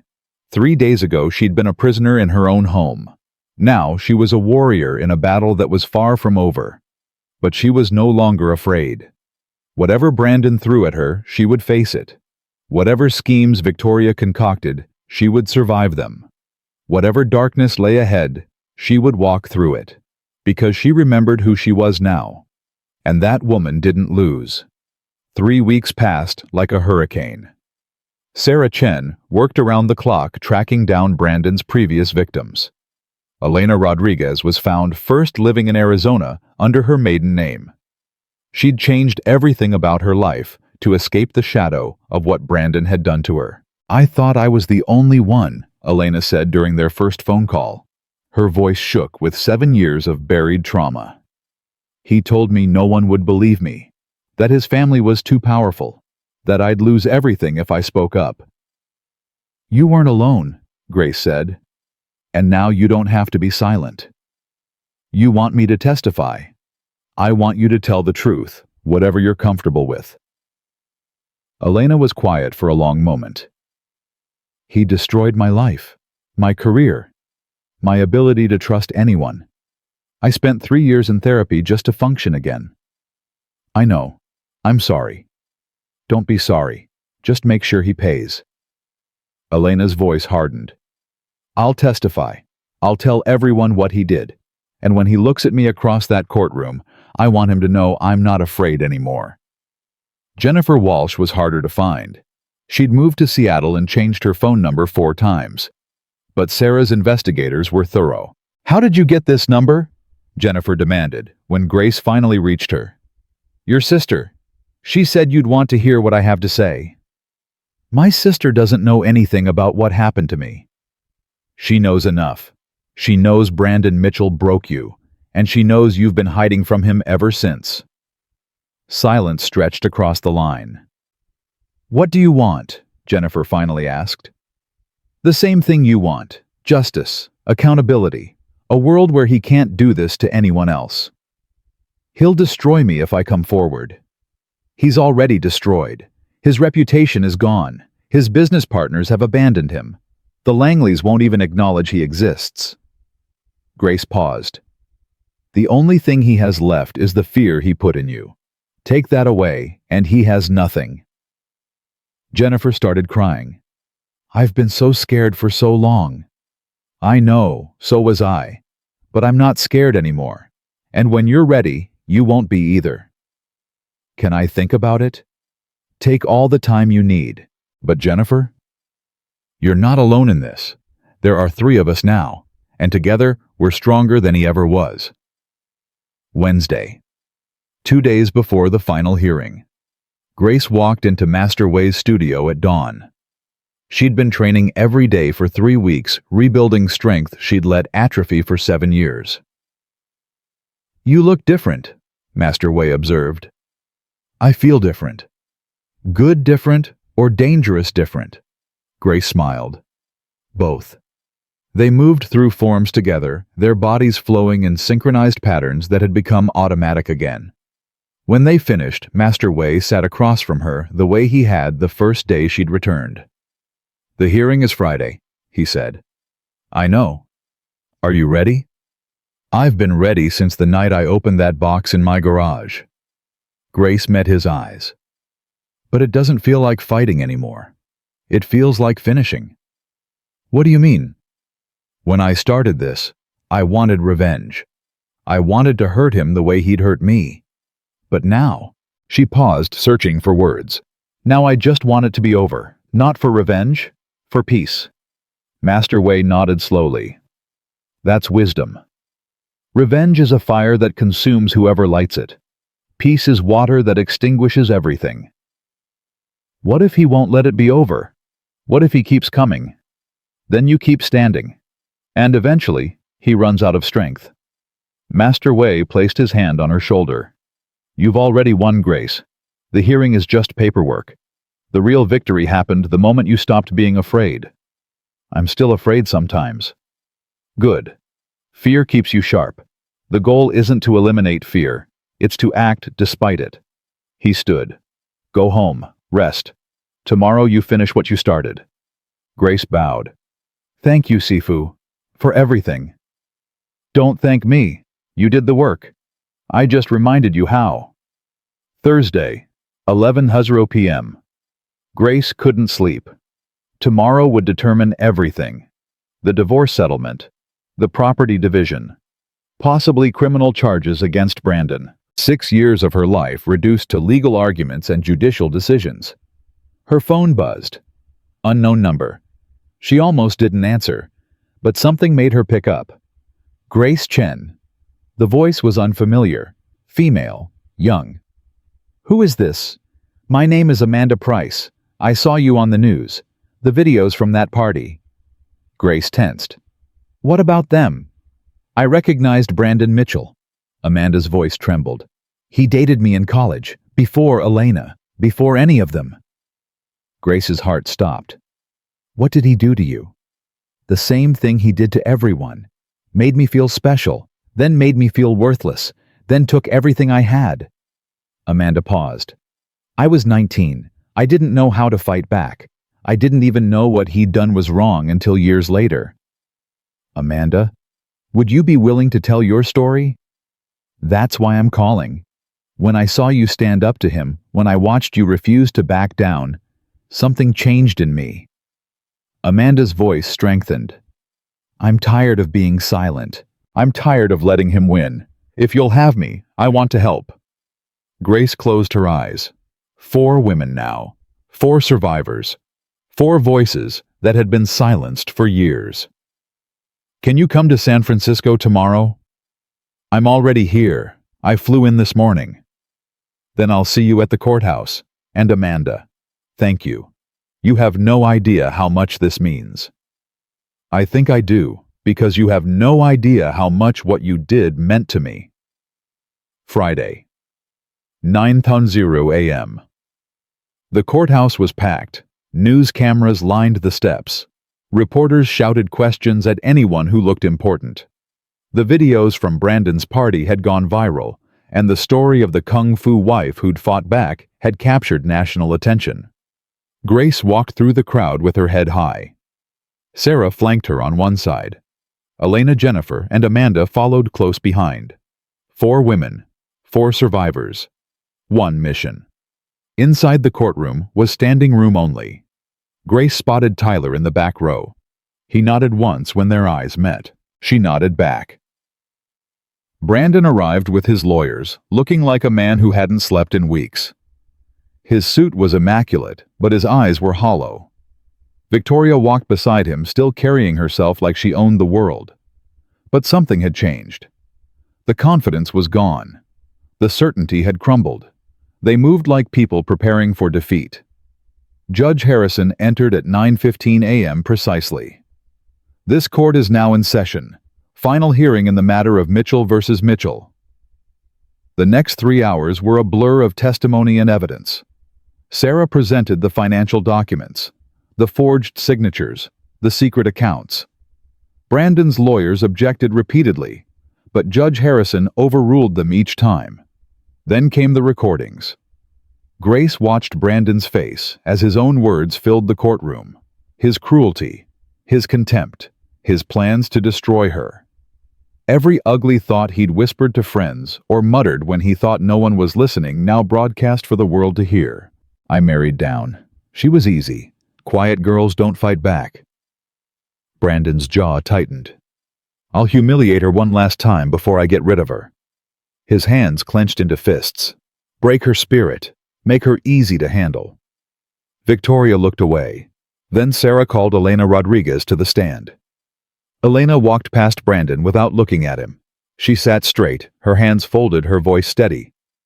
Please state your relationship to the defendant, Sarah said. I was his first wife. We were married from 2014 to 2016. Can you describe what that marriage was like? Elena closed her eyes briefly, then opened them and looked directly at Brandon. It started like a fairy tale. He was charming, attentive, made me feel like the most important person in the world. Her voice hardened. Then he started isolating me, cutting me off from friends, controlling my finances, telling me I was stupid, worthless, lucky to have him. Did he ever physically abuse you? Yes, when I tried to leave. He slapped me, pushed me, told me no one would believe a nothing like me over a Mitchell. Elena's tears started falling. I believed him. For years I believed him. How did the marriage end? He had me committed, claimed I was mentally unstable. His lawyers drafted papers while I was in the hospital. When I got out, I had nothing, no money, no property, no way to fight back. Murmurs rippled through the courtroom. Jennifer Walsh testified next, then Amanda Price. 3 women with identical stories, 3 lives destroyed by the same man. 3 survivors who'd finally found the courage to speak.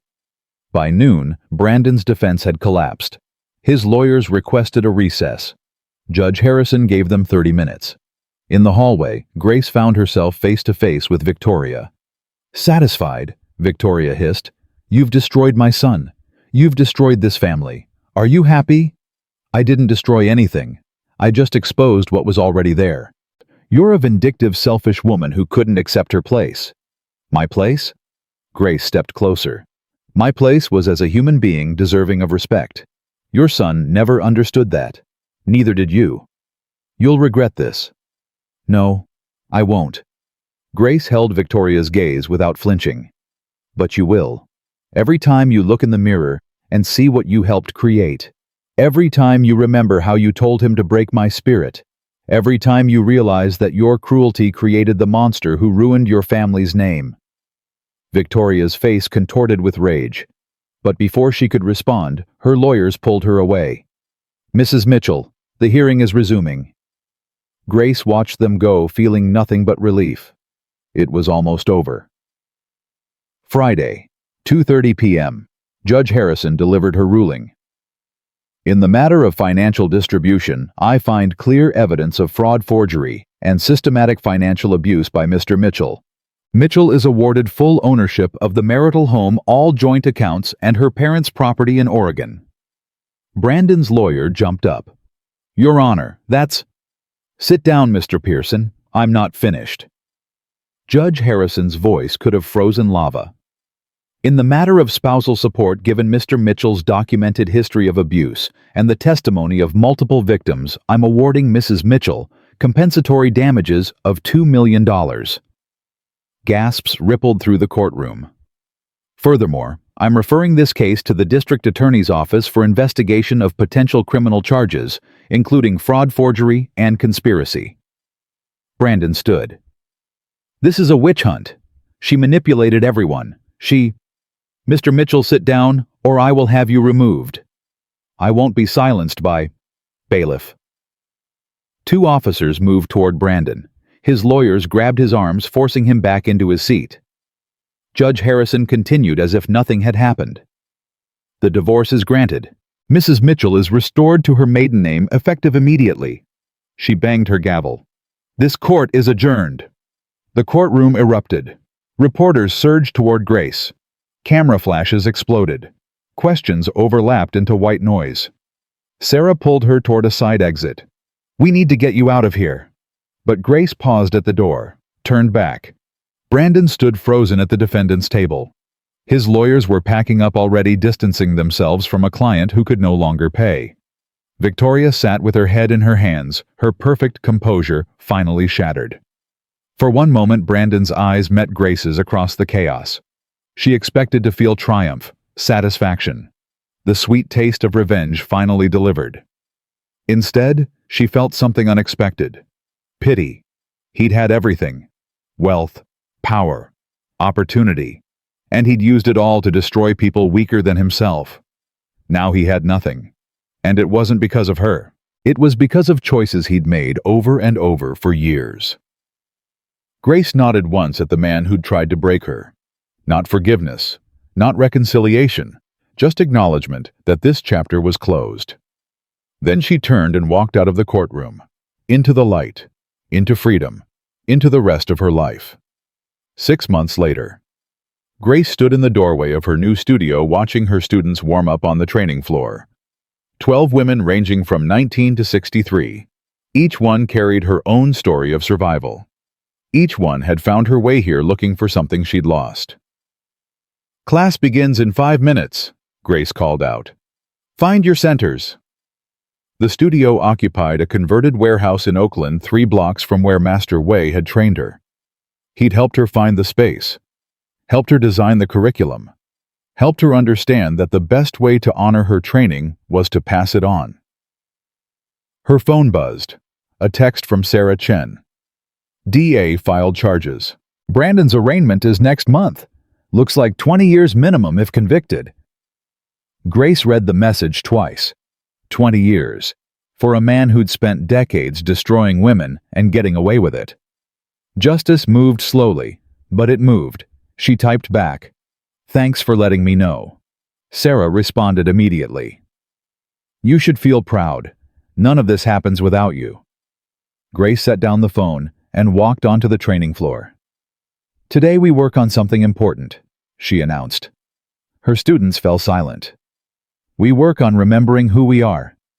She began demonstrating the first form, the same sequence Master Wei had taught her 20 years ago. The same movements that had saved her life. The same discipline that had brought her back from the edge of disappearing entirely. Her students followed, awkward at first, then gaining confidence. One of them, a woman named Diana, who'd escaped an abusive husband 3 months ago, stumbled on a transition. Grace moved to her side. "You're thinking too much." "I'm scared I'll do it wrong." "Wrong is part of learning. Fear of wrong is what stops us." Grace placed her hand on Diana's shoulder. "When he hit you, did you freeze?" Diana nodded, tears forming. "You froze because your body didn't know what else to do. We're going to change that. We're going to teach your body new options. So the next time someone raises a hand to you, you have choices." "What if I'm never strong enough?" "You're already strong enough. You survived, you left, you're here." Grace squeezed her shoulder. "Everything else is just technique." Diana wiped her eyes, nodded, tried the form again. This time, she didn't stumble. After class, Grace found Tyler waiting outside. "I hope you don't mind me showing up like this," he said. "Depends on why you're here." "I wanted to tell you something and apologize for something." Grace crossed her arms. "Go ahead." "The apology first. I should have done more. Years ago, when I first saw how Brandon treated you, I should have said something, done something. Instead, I laughed along and pretended it wasn't my problem." "Why didn't you?" "Because I was weak. Because it was easier to be part of the crowd than to stand against it. Because I told myself it wasn't my business." Tyler's voice cracked. "But I have a daughter now. She's 3 years old. And every time I look at her, I think about what kind of world she's growing up in. What kind of men she might meet. What might happen if someone treats her the way Brandon treated you." "What changed?" "You did. You showed me what courage looks like, what it costs, what it achieves." Tyler met her eyes. "I can't undo what I did. But I can do better going forward. That's what I wanted to tell you. I'm trying to be the kind of man my daughter would be proud of." Grace studied him for a long moment. The man who'd laughed while she bled. The man who'd warned her when it mattered. The man who was trying too late, but trying to become something better. "We all make choices, Tyler. The ones we've made don't define us forever. Only the ones we make next." "Does that mean you forgive me?" "It means I believe people can change. Whether you actually do is up to you." Tyler nodded slowly. "Fair enough." He turned to leave, then paused. "Your studio. What you're doing here. It matters. More than you probably know." "I know exactly how much it matters. That's why I do it." He walked away without another word. Grace watched him go, then turned back to her studio. Through the window, she could see Diana practicing alone, running through the form again and again, teaching her body the language of strength. One student at a time. One survivor at a time. One small act of courage at a time. That's how the world changed. That evening, Grace drove to her parents' property in Oregon. She hadn't been here since the funeral. 7 years of avoiding the place where her heart had broken. 7 years of letting weeds grow over the garden her mother had loved. But now she stood at the edge of the land that had almost been stolen from her, watching the sunset paint the sky in shades of gold and fire. "I did it," she said softly. "I know you probably knew I would. You always believed in me more than I believed in myself." The wind stirred the grass. For a moment she could almost hear her mother's voice. "But I'm done being afraid now. I'm done shrinking. I'm done letting other people tell me who I am." Grace's voice strengthened. "You raised me to be strong. I forgot that for a while, but I remember now. And I promise you I'll never forget again." She stayed until the last light faded from the sky. Then she drove home, 1 year later. Grace's studio had grown to 3 locations across the Bay Area. Hundreds of women had passed through her doors. Some stayed for a single class. Others became instructors themselves. All of them left with something they hadn't had before: the ability to choose. Brandon Mitchell was convicted on 12 counts of fraud, forgery, and financial abuse. He received 15 years in federal prison. Victoria's assets were frozen pending investigation into her role in the conspiracy. The Mitchell name, once synonymous with wealth and power, became a cautionary tale. Elena Rodriguez wrote a memoir about her experience. It became a bestseller. Jennifer Walsh started a nonprofit helping abuse survivors navigate the legal system. Amanda Price went back to school determined to become the lawyer she'd always dreamed of being. 4 women who'd been broken by the same man. 4 women who'd rebuilt themselves into something stronger than they'd ever been. Grace thought about them often. Thought about how close she'd come to becoming just another silent victim. Thought about what would have happened if she'd never opened that box in her garage. But she didn't dwell on what-ifs. Not anymore. On the anniversary of her divorce, she received a letter. No return address. Handwritten.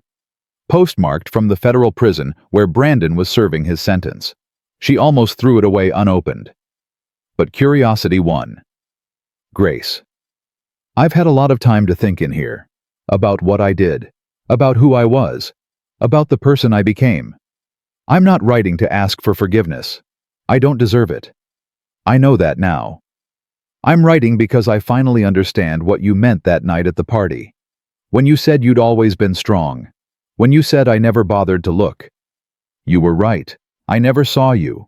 I only saw what I wanted you to be. And when you refused to be that, I tried to break you instead. I failed. You're stronger than anyone I've ever met. And I spent 6 years trying to destroy that strength because it threatened me. Because I knew deep down that I wasn't half the person you were. I'm not asking for anything. I just wanted you to know that I see you now. Finally. Too late, but finally. Whatever life you're building, I hope it's everything you deserve. You earned it. Brandon. Grace read the letter 3 times. Then she folded it carefully and placed it in a drawer. Not because she forgave him. She didn't. But because it was proof that even the hardest people could eventually see the truth. Even the cruelest minds could recognize what they'd destroyed. Even the most broken parts of humanity contained the possibility of understanding. She wouldn't respond. There was nothing left to say. But she would keep the letter as a reminder. A reminder of where she'd been, what she'd survived, who she'd become. That night she taught her final class of the day.